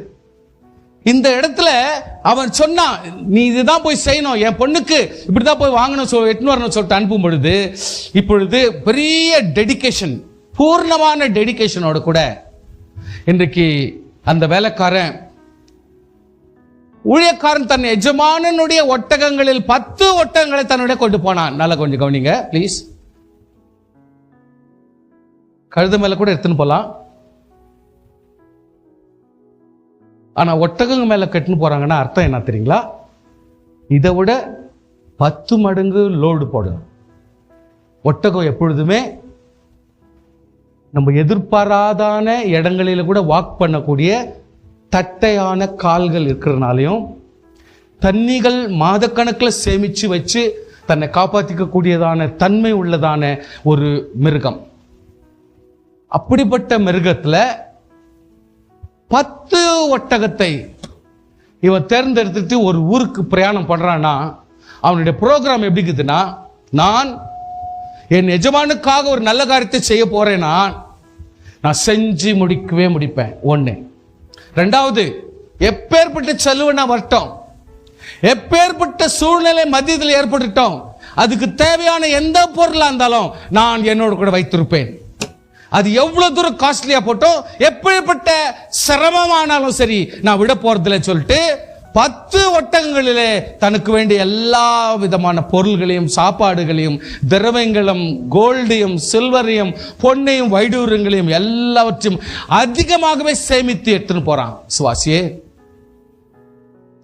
தன்னுடைய வாழ்க்கையில தேவன் கொடுத்த லைஃப் ரொம்ப சுலபமா எடுத்துக்கிறவங்களும் சில பேர் இருக்கிறாங்க, வேகமா எடுத்துக்கிறவங்களும் இருக்கிறாங்க, ஜோக்காவே பேசிட்டு வாழ்க்கை நடத்துறவங்களும் இருக்கிறாங்க, சில பேர் அதை பத்தி கண்டுக்காதையே லைஃப் நடத்தினுக்கிறவங்களும் இருக்கிறாங்க.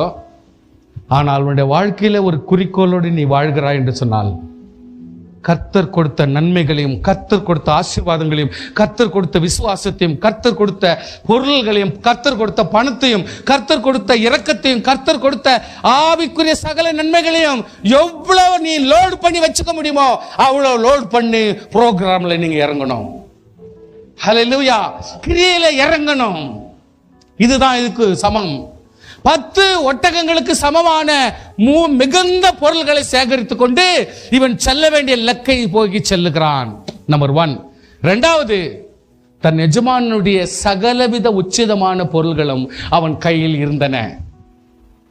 இது இருக்குதா, இது இருக்குதா, தண்ணி இருக்குதா, இது இருக்குதா, கோல் இருக்குதா, ஆசீர்வாதம் இருக்குதா, வைடூர் இருக்குதா, நகர் இருக்குதா, பொருள் இருக்குதா, இதெல்லாம் இருக்குதா, எல்லாம் இருக்குது. என் எஜமானுடைய ஆசீர்வாதம், என் தேவனாகிய கர்த்தர் கொடுக்கிற சகல ஆசீர்வாதம் நம்ம கிட்ட இருக்கணும். நம்ம அப்படிப்பட்ட ஒரு ஜபத்தோடும் அந்த ஒரு செயலோடு நம்ம ரீச் பண்ணணும், ப்ரோக்ரஸ் பண்ணணும். அவன் எழுந்து புறப்பட்டு மெசொப்பொத்தாமியாவிலே நாகோருடைய ஊரில் வந்து சேர்ந்தார். எங்க வந்து சேரணுமோ, எப்படிப்பட்ட சபையில நான் கலக்கணுமோ, எப்படிப்பட்ட வார்த்தைகளை நான் படிக்கணுமோ, எப்படிப்பட்ட வேதத்தை வாசிக்கணுமோ, எப்படிப்பட்ட ஜனங்களோடு பழகணுமோ, எப்படிப்பட்ட உணவு அருந்தணுமோ, எப்படிப்பட்ட உடையை நான் போடணுமோ, எப்படிப்பட்ட ஜபத்தில் இருக்கணுமோ, எப்படிப்பட்டதான ஆவிக்குரிய சென்டிமெண்ட் நமக்கு தவறில்லாத சிதற வைக்காம எவ்வளவு தூரத்துக்கு பத்திரமா அந்த இதுல வந்து சேரணும். சேர்ந்த பிறகு அப்படி உன்னுடைய வாழ்க்கையை நடத்தி கொண்டிருப்பாயானால் ஊருக்கு புறம்பே ஒரு தண்ணீர் துற வேண்டும். விசுவாசியே, நீ இலக்கு அடைந்தது நியாயமானால் அங்கு ஒரு பரிசுத்த ஆவியானுடைய விவகாரம் உனக்கு தேவை. அது எப்படின்னா, ஆவிக்குரிய ஆசீர்வாதத்தை சுரக்கிற ஒரு இடம், நன்மையை உருவாக்குகிற இடம். ஹல்லேலூயா. மறுபடியும் ஆசீர்வாதங்களை பிறப்பிக்கிற இடம். இது நம்முடைய குடும்பங்களிலே நாம் எடுக்கிற முயற்சி, நாம் எடுக்கிற செயல், நம்முடைய சபை, நம்முடைய குடும்பத்தினுடைய காரியங்கள், நம்முடைய பணம், நம்முடைய எல்லாவித விவகாரத்தின் மத்தியிலும் தேவனாகிய கர்த்தர் பரிசுத்த ஆவியின் மூலமாக நாம் வந்து செட்டில் ஆகிற இடத்துல கர்த்தர் தாம் ஆசீர்வாதங்களை சுரக்க பண்ணுவார். துறவண்டையிலே வந்திருக்கிறோம். இந்த துறவண்டையில வந்து நின்ற நாம் இப்பொழுது ஆண்டவர் சமூகத்திலே நாம் தனக்குள்ளே சொல்லிக்க வேண்டும், தனக்குள்ளே ஜெபிக்க வேண்டும்.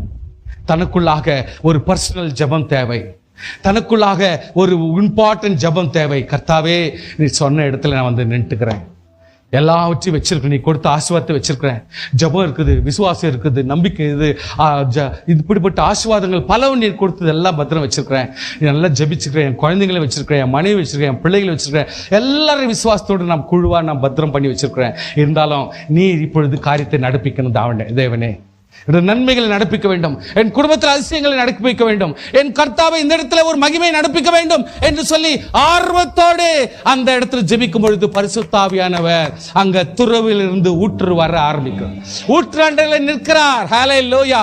எஜமானனாகிய ஆபிரகாமுக்கு தயவு செய்தரலாம், என் தேவனே ஆபிரகாமுக்கு தயவு செய்தரலாம் விண்ணப்பம் பண்றான். காணாத போயிட்டு பிறகு நம்ம எல்லாம் ஜெபம் பண்ணுவோம் இல்லையோ,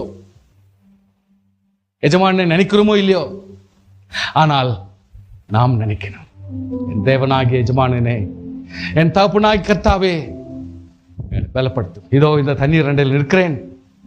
இந்த ஊர் ஜனங்க பெண்கள் தண்ணீர் மல்ல வர்றாங்க.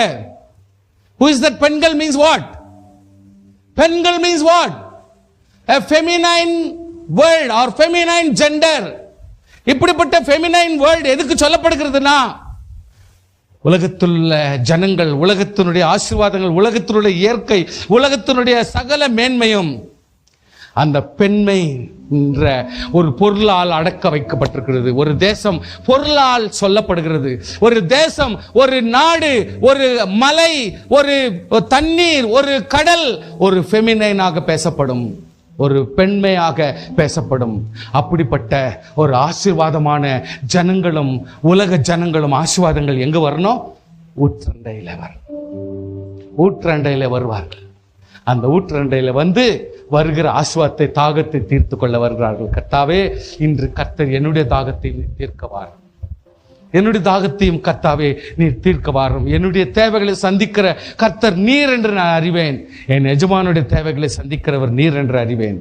கர்த்தர் சமூகத்திலே இந்த ஜெபம் ஒண்ணு நீங்க மாறாத வச்சிருந்தீங்கன்னா என்னைக்குமே நீங்க தோல்வி அடைய மாட்டீங்க. என்னைக்கு இருந்துமே நீங்க பின்வாங்கி போயிட்டீங்கன்னு சொல்றதுக்கு வாய்ப்பே கிடையாது. கரங்களை தட்டி ஸ்தோத்திரம் பண்ணுவோம். ஹல்லேலூயா. பின்வாங்கி போனீங்கன்னு சொல்றதுக்கு வாய்ப்பே கிடையாது.